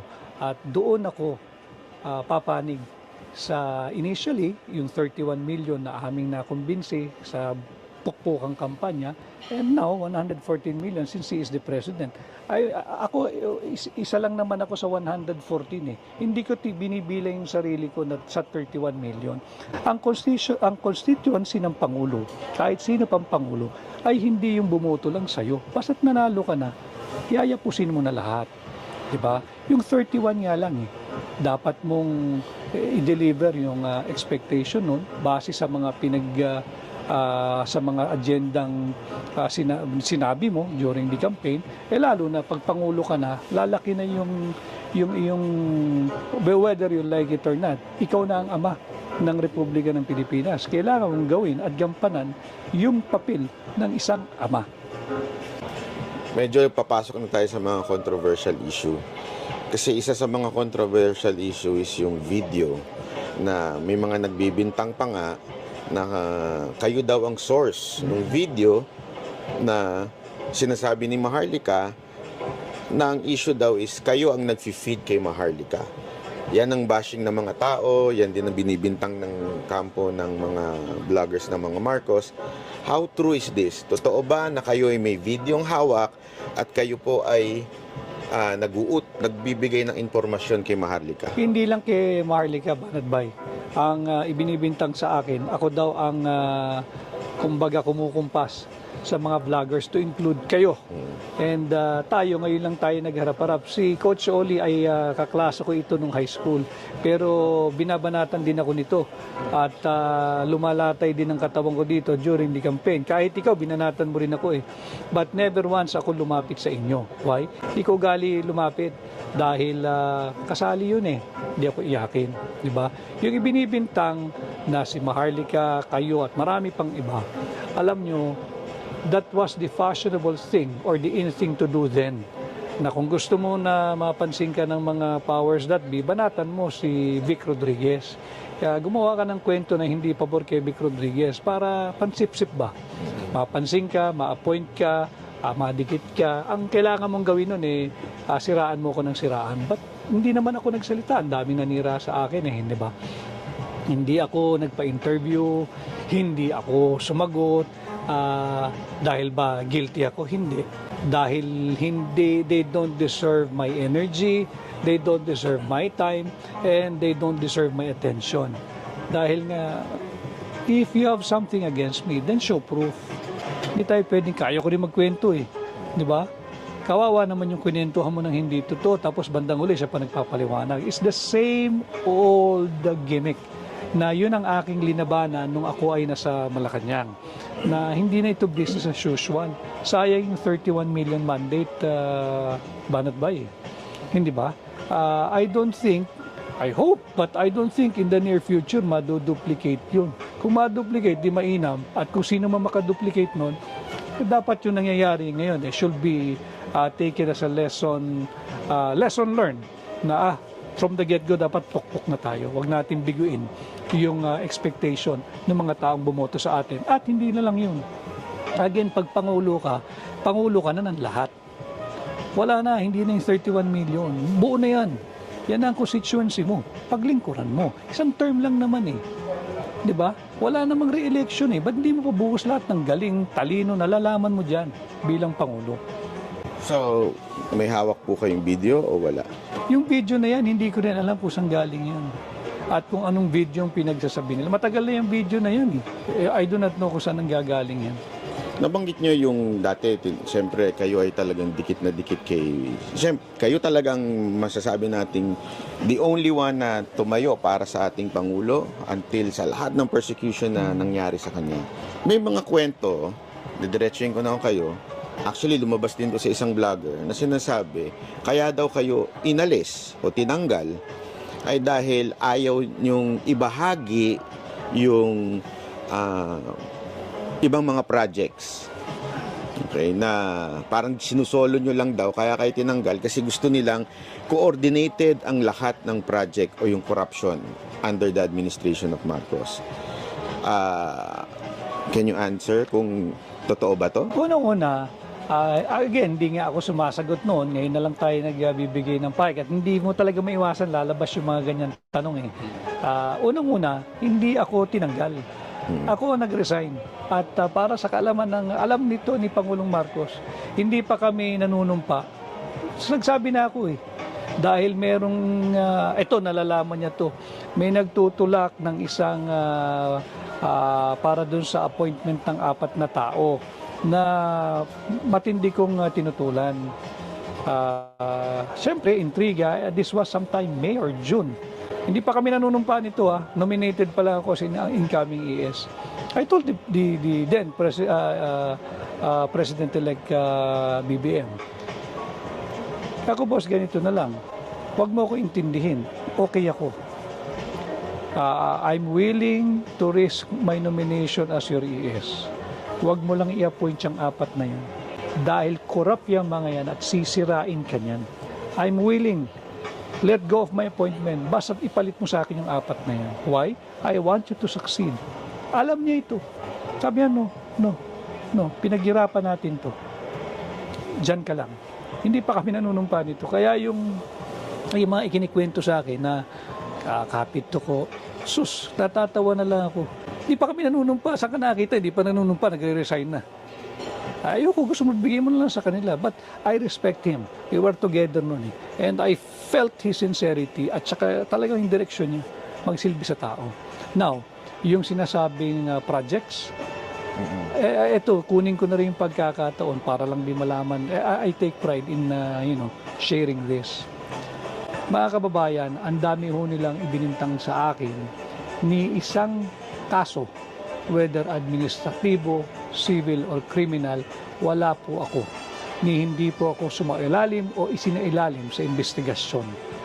Baka pagkatapos ng interview ito, biglang may lalabas na kaso. Yun lang. Dahil nga, just to prove me wrong. But also, mga kababayan, ni isang sentimo, and this I say without exaggeration, ni isang sentimo, hindi po ako sumahod sa gobyerno. Hindi po ako sumahod bilang executive secretary. Kahit isang sentimo. At yan ay hindi pwedeng sabihin kabulaanan o kasinungalingan sapagkat nandyan po lahat ng records. Bulat-latin po ninyo. Malinaw yan. At wala ako sama ng loob. Okay lang sa akin yon. Dahil ganun talaga ang buhay eh. Hindi ba? Kapag pinag-initan ka, pinag-initan ka. Pero wala silang masasabi na ako ay kumuha ni isang sentimo sa pera ng gobyerno, lalo na project. So isang binibintang sa inyo na isang vlogger na pangalan ni TP, Thinking Pinoy. Sabi niya is, you're involved in appointment for sale. Totoo po ba yun? Alam mo, kagaya ng sinasabi ko, ang dami nilang kwento. Ayoko nang hindi ko siya sadyang sinagot kasi nakakatawa yung kanyang aligasyon, hindi ba? But anyway, itinanong mo Banat Bay, yung sinasabing appointment for sale na 50 million, 100 million. Kaya lagi ko sinasabi, di bali na yung nagbigay, madali yun kung nagbigay ka talaga tapos hindi na ibigay yung pwesto, lalabas yun. Estafa yun hindi ba? Pinangakuan mo ganitong halaga, kinuha mo, hindi mo na-appoint, estafa yun. Wala. Malayo na yan dahil wala naman talagang ganun nangyari. Kahit man lang sana, wag na yung hiningan, yung pinasaringan. Halimbawa, si Banat Bay nag-a-apply, biglang hirit ko, alam mo, Banat Bay, ang ganda-ganda ng bagong Nissan Patrol Hindi ba't pahiwatig na yun na yun ang kailangan, magbigay ka ng Nissan Patrol para ma-appoint ka. Kahit yung mga ganun man lang, wala. Bakit? Kasi wala. Ito, medyo sensitibo. Totoo ba yung humingi talaga ng pwesto si Thinking Pinoy, kaya kayo siniraan ng todo-todo dahil hindi nyo binigyan, tinanggihan? Nasagot ko na yan at meron akong posting dyan. At hindi ko pinagsisihan at wala akong pinagsisihan sa lahat ng desisyong ginawa ko nung ako ang executive secretary. Pati yung mga hindi nakakuha ng pwesto dahil kailangan mong payuhan ng Pangulo kung nararapat ba o hindi itong mga personalidad na ito. At hindi wala akong pinagsisihan doon. Kung yun ang pinagmulan ng kanilang ngit-ngit at puot, okay lang. Alam niyo ang sinasabi ko noon kay Pangulong Marcos nung ako'y bahagi pa ng administrasyon. Sabi ko, alam ko yung mga intriga. Nararamdaman ko araw-araw, pilit akong inayanig. And kaya ko yan. Kaya ko yung intriga, kaya ko yung galit ng mga hindi na-appoint, gusto magpa-appoint, gusto ng kontrata, kaya ko yung mura nila, di ba? Baliwala sa akin yun. Lalagyan ko lang naman ng pantakip yung tenga ko, hindi ko maririnig yun di ba? Tsaka hindi ako apektado sa ganun. Ang hindi ko kakayanin, pag ang nagmumura na sa akin at sa'yo ay yung 31 million at yung 114 million Pilipino kasi binibigo natin. Yan ang hindi ko kaya. So kung isa, dalawa, tatlo, wala akong pakialam dyan. You don't deserve a place in the government. Pero kung yung 31 million ang nagmumura at 114 million Filipino ang sumisigaw na hindi natin ginagawa ang trabaho natin, yan iindahin ko yan, masasaktan ako riyan. Lagi akong papanig doon sa interes ng Pilipino, hindi sa interes ng ilan. Nasakim sa kapangyarihan, gusto lang ilustayin yung pera ng kaban ng bansa. So, totoo po yung sinabi nyo na dati talagang kayong isa sa mga tumanggi kay Thinking Pinoy. Oh yes. Hindi ako nagsisisi. Na hindi nyo siya pinayagang ma-appoint. Kasi kaya natin tinatanong yan. Kasi isa sa mga tanong ngayon, kung bakit kayo nandito nung Sunday, di ba sabi, bitter lang kasi yan Kasi kaya niyang gustong mawala si Marcos kasi gusto niya mabalik sa gustong tumakbo niyan, kaya gustong nandyan yan sa Davao. So, pinabubulaanan nyo lahat yun. At ito talaga dahil lang sa sigaw ng taong bayan. Hindi, kasama kasi ako sa taong bayan Isa ako sa sumisigaw. Nagkataon lang, hindi ko hiningi itong aking spot ngayon sa mga nangyayari. Hindi ko sinabing, sasama ako dyan, gawin niyo akong leader ng ganito. Hindi. Isa ako sa kagaya ninyong sumisigaw dahil lantaran yung paglalapastangan sa saligang batas. At lantaran din yung paglulustay nila sa pera ng bansa. Karapatan ko yun bilang Pilipino and nobody can question my presence there. Simply because, again, I am not for sale. At yung sinasabing bitter, sabihin mong bitter, dahil hindi ninyo tinutupad yung pinangako namin. Hindi nila, wala naman sila sa tabi namin ni Pangulong Bongbong noon kaming dalawa lang ni BBM Hindi ninyo tinutupad yung mga magagandang pananalita na binitawan natin sa tao. At ako mismo, malaking bahagi ako kung bakit nakakumbinsi kami na nararapat at karapat dapat na Pangulo ng Pilipinas si Pangulong Marcos. Bitter ako, yes, sapagkat naghahanap yung sambayan ng Pilipino ng leader. Kailangan may leader tayo. And I will always side with the Filipino people. I can feel yung sincerity ninyo in saying that Marcos is a good man. Kitang-kita ko na talagang sa inyo, talagang mabuting tao ito. Pero what went wrong? I do not know. Si BBM, mabait na tao talaga. And this coming from my personal dealings with him, mabait si Bongbong. Mababait, mababa ang loob. At dala-dala niya yan all the time. Kampanya, nung formative years of his administration. But siguro nga, kinakailangan niya mas maging assertive. And wala na ako ron, and ako'y ordinaryong tao na lang, but bilang Pilipino, syempre umaasa ako na yung Pangulo ko mas magiging assertive. And do I get hurt hearing all of these negative things about him? Of course. Kaibigan ko yan Sa tingin niyo, boss, siya ay minamanipulate ng mga taong nasa paligid niya? Maraming tao ron. Kasi this is the same thing what happened to the late President Cory Aquino. Na they're saying, okay naman siya kaya lang, hindi niya kaya yung mga nasa paligid niya. Is pero it the same situation? Hindi rason yun. Ang sinasabi ko, mabait si Pangulong Marcos personally. Pero malinaw din sa akin, pag naging Pangulo ka na, hindi ka na yung mabait na Bongbong Marcos. Pangulo ka na And as President, you will be confronted every day to make and do a hard decision. You have to be committed na kaya mong gawin yun. Hindi ka na yung kaibigan tayo. Yung kaibigan mo naman, dapat maunawaan yun. Hindi na ikaw yung civilian na napunta dyan. Ikaw ay presidente na. At ang pinag-uusapan natin dito, hindi na yung future mo lamang. Tangan-tangan mo, nasa balikat mo, yung kinabukasan ng mamamayang Pilipino. Doon pumapasok sa tamang konteksto yung sinabi ni Mayor Baste. And again, that cuts across all positions. Pag wala ka ng love and aspiration doon sa iyong dapat pinagsisilbihan, it's time to go. And po, Attorney Vic, magandang gabi sa iyo. Yung sinabi mo kasi na si President BBM mabait at kapag ikaw ay presidente na, dapat ang maging priority mo na is yung bayan. And as a person, dapat magbago na rin yung mo. Magbago na rin yung iyong mga gawe, kilos, lahat. Ngayon, hindi niyo po siya na-prepare for that. I mean, hindi ba niya ine-expect o sa sobrang lakas ng chances niyo, taas ng chances niyo na manalo. Hindi nyo ba na-detect, na-predict na magiging ganito siya kahina as what people are saying? Okay naman nung formative days of the administration. At magkasama kami. Kaya nga ang dami naming nagawa noon di ba? Pati yung siguro in relation, banggitin ko yung sa sugar importation. Yung sugar importation, hindi rin kanya yun.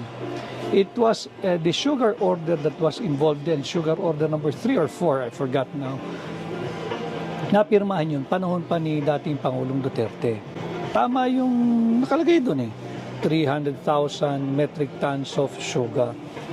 Kaya lang, siyempre, sabi ko nga sa iyo, pag nasa Office of the President ka, ES ka pa, papasok sa iyo lahat ng information. Ang kanya, sabi ni President Marcos nung nagmi-meeting kami with the SRA at pati sa DA, bakit 300,000? Talaga bang walang asukal? Because I told him, Mr. President, yung mga producers naman ang umaaray dahil mag-aabot. Pag pinasok mo yan, matatapos silang mag-harvest, mag-mill at pwede nang magbenta, patay ito.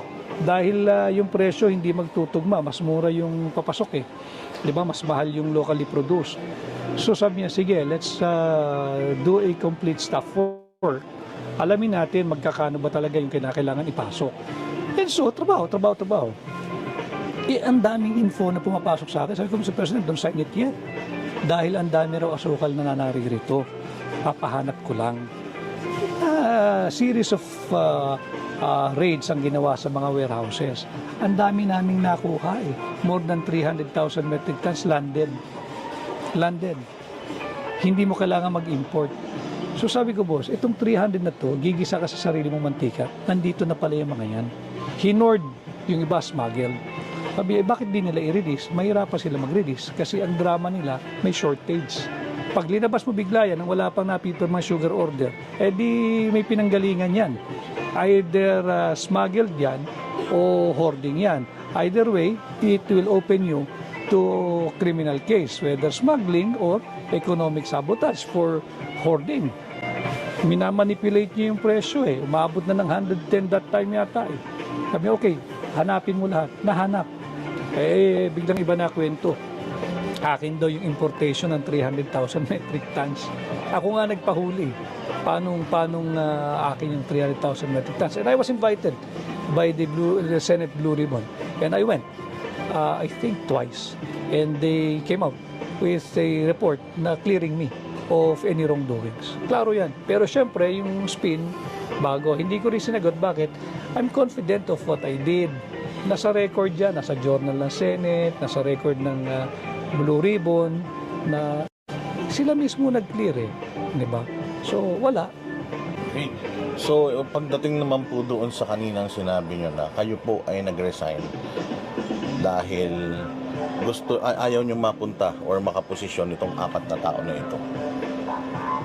Nung po kayo'y nawala na, tumupad po ba sila doon sa inyong kasunduan or at least man lang, in-honor man lang ba nila yung inyong call na wag malagay itong mga to sa posisyon? Hindi, nandyan eh. Nandyan sila? Nandyan eh. Kagaya no, iyon, parang nakakalungkot. Dahil nung nagpaplano kami, talagang aayusin yung gobyerno eh. Kasi yung 31 million, essentially nga, sa kanya rin ang galing ito, essentially, he was given by the Filipino people a clean sheet to write his presidency. Write your own presidency. And if you're gonna look at it that way, the clean sheet is like a blanket authority to do right, not to do wrong. Di ba?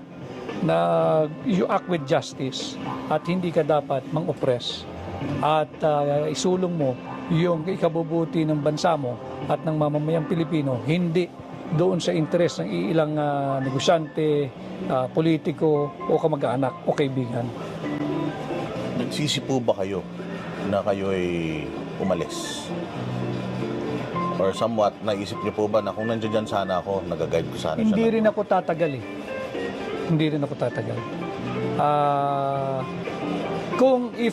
Kung nag-decide ako na nandoon pa, it will just be a matter of time. Aalis din ako. Because nobody can force me to sign anything. Nobody can force me to do anything na sa tingin ko'y mali. At hindi rin ako magtatagal. Aalis din ako. Okay, mapunta naman po tayo doon sa Davao.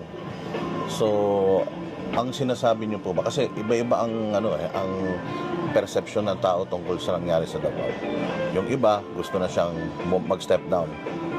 Yung iba, gusto siyang forcibly paalisin.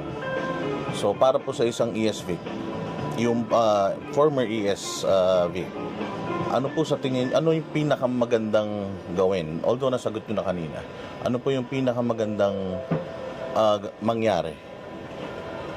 Ang pinaka-resulta na nitong ginagawa natin na to, particular yung dyan sa Davao? Gawin ni Pangulong Marcos yung kanyang mga magagandang layunin na inilahad sa taong bayan ng kampanya. Huwag na siyang lumayo doon, di siya magkakamali ron. At may pruweba naman eh. Nung binanggit niya ito yung mga nais niyang gawin, kung siya'y pagkakatiwalaan at bibigyan ng mandato, ibinigay eh. Ang dami nga niyang boto eh. Ibig sabihin, gusto ng tao yung narinig nila mula sa kanya. Huwag kang lumayo doon. At hindi ka rin magkakamali. Huwag kang maniwala doon sa nakapaligid sa iyo at kung ano-ano ang sinasabi na pang sarili lamang. Huwag kang pumayag na lapastanganin ang saligang batas. Yung 1987 Constitution, masyado lang ang Pilipino kasi alam mo mapilyo keso Cory Constitution. Cory Constitution kasi panahon ni dating Pangulong Cory. But we only have one Constitution and that is the 1987 Constitution. Whether Corista ka o Marcos ka o kanino ka pa. Iyan ang ating saligang batas. Okay, kung gagalawin natin yan, okay naman. Basta't balang kasi ng mainam yung mga provision na gagalawin. Hindi yung basta't people's initiative. Babaguhin natin ang ating saligang batas. Anong pababaguhin natin? Inuna mong pirma Di ba? Pwede ba namang pumirma ka sa isang bagay that you're affirming that you have read and understood the content of something, wala kang pinakita sa iyo, basta't pirma ka lang. Pirma ka sa signature sheet or attendance sheet, tapos ididikit na lang na ganun. Hindi yan yung diwa nung Section 2 of Article 17 of the 1987 Constitution. That's not the people's initiative na pinag-uusapan doon sa artikulong yan ng ating saligang batas. Yang ginagawa ng mga miyembro ng supermajority sa Kongreso at yung mga ibang nasa local government unit, ito ay malinaw na panlilinlang sa taong bayan. Tandaan ho ninyo yung mga taong nanloloko sa atin. At pagdating ng araw ng halalan, araw ng paghusga, huwag nyo nang tangkilikin yung mga yan. So, final po para sa akin, sa side naman po ng mga nagtatanggol sa kanila, na ang kanilang sinasabi ay bakit ngayon lang si ES Vic nagsasalita? Well, nagpapa-interview na po kayo dati, pero bakit ngayon lang po kayo naging involved at maingay? May pangarap po ba si ES Vic na tumakbo ngayong 2025 elections? Bakit ako tumahimik? Ako ay umexit at the close of office hour on September 16, 2022. That was a Friday. Aalis si Pangulong Marcos ng September 18 para sa una niyang biyahe, yung sa New York UNGA. Nag-usap kami hanggang na lang ako, September 16, I'll step down as ES kasi nga ginawa niya akong Chief of Staff. And then, sabi niya, sige, anyway, sabi niya, mag-uusap pa naman tayo over the phone. Kasi nga, from ES, COS ka, on the assumption that I will be reporting for work already on Monday because my papers are complete. I have the appointment papers, I have the signed administrative order number 1. Kompleto Kompleto. Kaya lang, yung intrigahan na nga, sabi ko, okay lang din ako, Mr. President, hindi naman ako nagmamadali. Ako, boss, alam mo sa grupo natin, ako lang ang hindi nagpahinga. Ako lang hindi nagbakasyon. I'll take advantage of the time na nasa New York ka. Lalabas ko rin yung aking pamilya dahil dami ko ng utang dito. Nung summer, nangangampanya kami. Pagkatapos nun, tuloy-tuloy na, nag-organize ng kanyang gabinete, etc. So, yun yung yun yung timeline. Malis ako, nagbakasyon. October, I was in Japan. Doon kami Halloween ng mga bata, masaya, daming tao. And then, nung December of that, nagyaya yung aking kliyente na para po na ring pamilya. Halika na, you come with us, family mo, family namin. We'll have New Year in Dubai. Kako, I have to beg off, I'm not ready for that, wala sa budget. And then, sabi niya, sagot ko, bring the entire family. So, pahinga pa rin ako niyan. January, ang sumalubong sa akin is the death of my mother, January 3, 2023. That explains bakit ako tahimik. Dahil, ayokong nalungkot ako, nanay ko yun malapit ako dun, paborito ko nun, kaya mga aminin, mga masboy, at mahal na mahal ko yun. So, lahat tayo may way of grieving Siguro ang grieving ko, parang kung tinamad, ayoko lang. Gusto ko lang sa bahay ako. I try, drag myself, meeting people, meeting clients, may kulang Hindi ako yung nade-depress. Siguro ganun malapit na talaga ako ron. And then, sabi ko, respeto na lang sa nanay ko hanggang January 3, 2024, hanggang magbabang luksa. Na-timing naman lahat ng mga ito At itong People's Initiative, wala rin naman sa plano nila ito eh. Ngayon lang itong January. Ang problema nila masyadong kumbaga overspeeding. Hindi ba? Ang daming cutting corners ang inabot nito eh. Akala nila hindi magrereklamo ang Pilipino. Namihasa ba? Walang nagrereklamo, walang pumapalag. Hindi naman kasi, alam mo tayo kasi matimpiin eh. Pasensyoso Pilipino eh. Pero paglantaran na panloloko, subukan mo. Ang mga misis ganyan din eh, di ba? Alam naman nila may kapilyo yung mga asawa nila eh. Wag mo lang akong hindi bibigyan ng mukha o respeto. Pag yan ang ginawa mo, away tayo. Yan ang nangyayari sa ating bansa ngayon. So, yung palang dahilan kung ba't di kayo nagsasalita, it's really, you're grieving for a year somehow. Nanay ko yun eh. Nanay ko yun. Lahat ng nakakakilala sa akin personal, alam kung gaano ako kalapit sa nanay ko. At alam na kung gaano, kung sino ako sa nanay ko. Paborito ako ng nanay ko. Nakakayaman kami sa mga kapatid ko at sa viewers niyo. Pero yun talaga eh. Malapit sa mother. Oo. At Naintindihan mahal ko yun. Naintindihan naman ng taong bayan yun. Pero ito ang tanong, kayo po ba'y malapit kay First Lady Lisa Marcos? Malapit ako sa mag-asawa. Sa kanilang pamilya.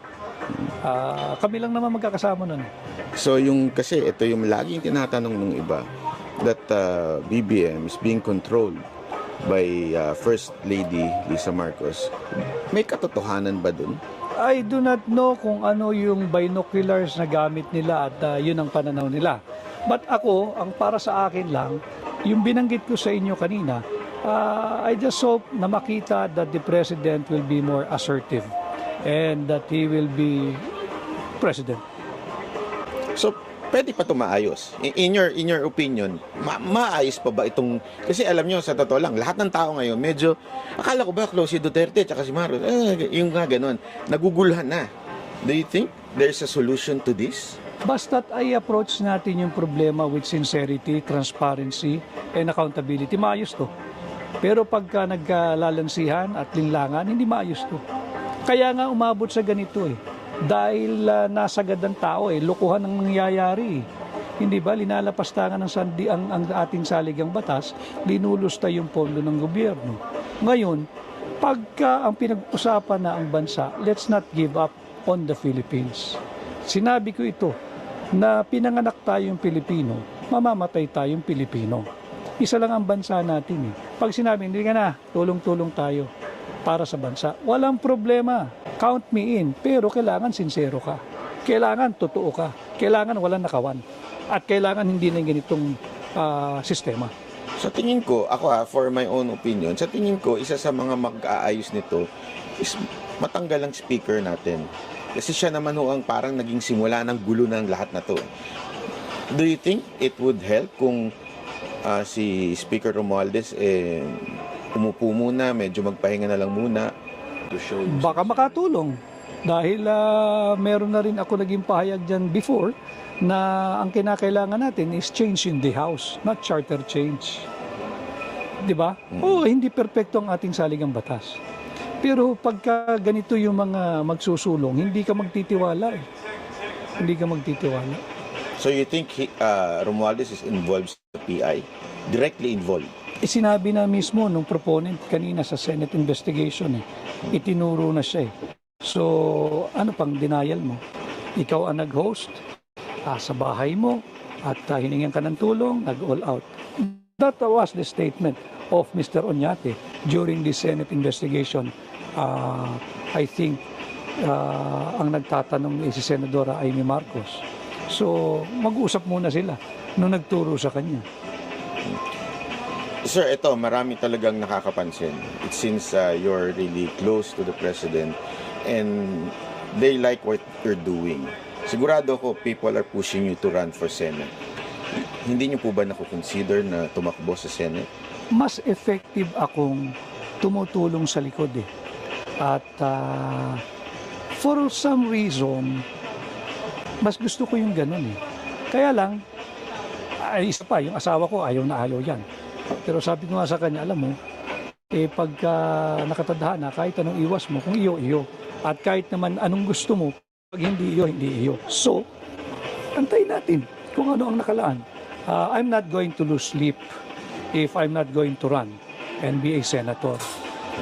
I'm not going to lose sleep over it. Hindi magbabago ang buhay ko, baka nga mapabuti pa dahil pribado. Pero hindi rin ako tatalikod kung nakatay ang kinabukasan ng bansa at ng sambayan ng Pilipino. Mahal ko ang bansa eh. Wala akong any idea or reservation in mind na magmamigrate ako, pupunta ako. Wala eh. Mahal ko Pilipinas, mahal ko Pilipino. Handa ako maglingkod. Pero I think I'm better behind the scene, tulong, etc. But hindi mo masabi ang kinabukasan. Sa ending, Attorney Vic, do you have any message sa mga kababayan natin? Kukunin ko yung pagkakataong ito. Paulit-ulit ko sinasabi, kahit na ako magmukhang sirang plaka, mahalin po natin ang Pilipinas. Huwag natin hayaan lapastanganin ang ating saligang batas at huwag nating pahintulutan ang walang habas at patuloy na paglustay ng pera ng bansa. Huwag tayong pumayag sa interes ng ilan na manatili sa kapangyarihan. Alam po ninyo, buhay ang demokrasya, nakita naman natin, nakakatapos lang natin ang halalan. Kung ikaw ay may ambisyon na maging Pangulo, bukas naman ang 2028 election, lumaban tayo ng patas at parehas.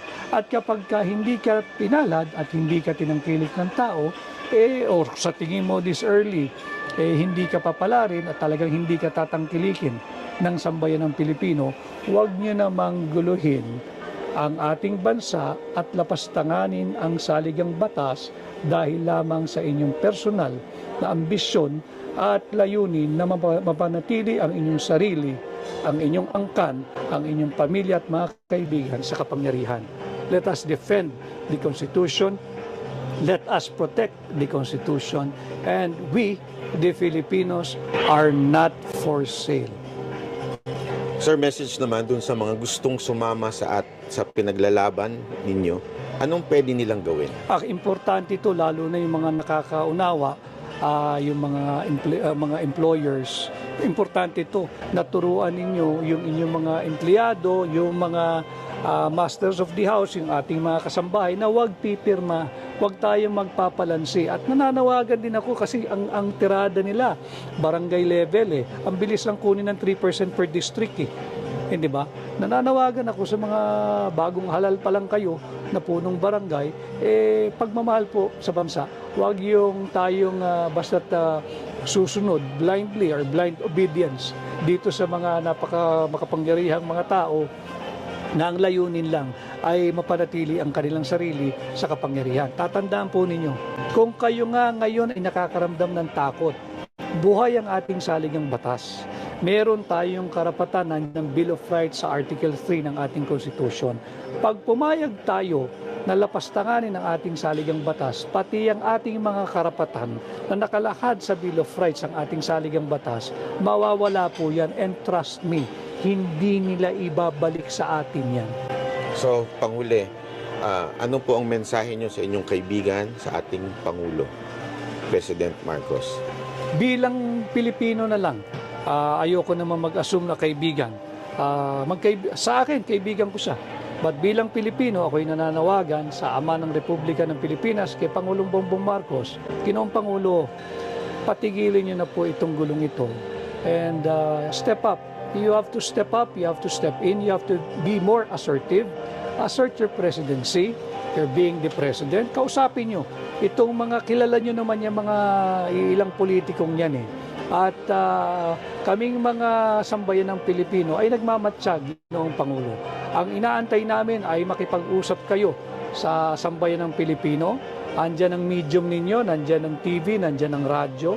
Kausapin po ninyo kami at assure us that you are not behind this move na lapastanganin ng saligang batas at hindi nyo kinukonsinte ang ginagawa ng ilang gahamang politiko na lapastanganin ang ating saligang batas upang mapanatili ang kanilang sarili sa kapangyarihan at ipahayag din po ninyo na hindi kayo sumasang-ayon sa walang habas na paglustay sa pera ng bansa. May message po ba kayo kay Pangulong Duterte? Ay, kay Pangulong Duterte, maraming salamat, PRRD.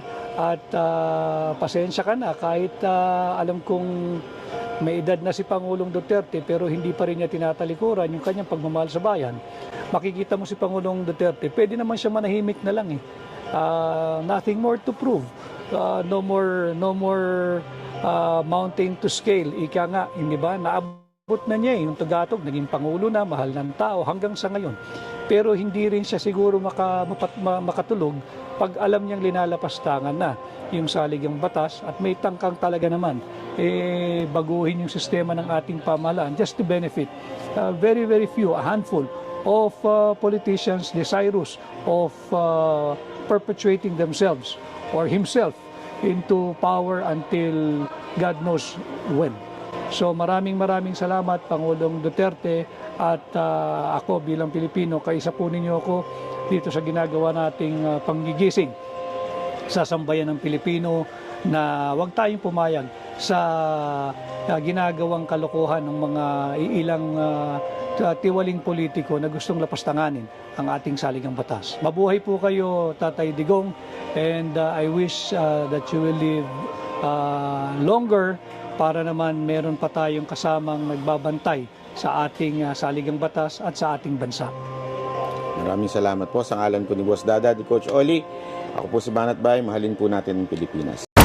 At pumani nga ito ng samad-saring reaksyon mula sa mundo ng social media. Komento na nga ng mga netizens sa naging issue ito. Nadadala pa rin si VP Sara sa mapagkukunwari ni Senator Amy. VP Sara, umiwas ka na sa pakikipagkaibigan kay Senator Amy. Please, mabuti pa mag-resign ka na sa DepEd. Wala kang magawa dyan. Hindi ka nga mabigyan ng funds. Mabait kasi si VP Inday Sara. Nagpakumbaba siya nung eleksyon dapat takbo siya presidente.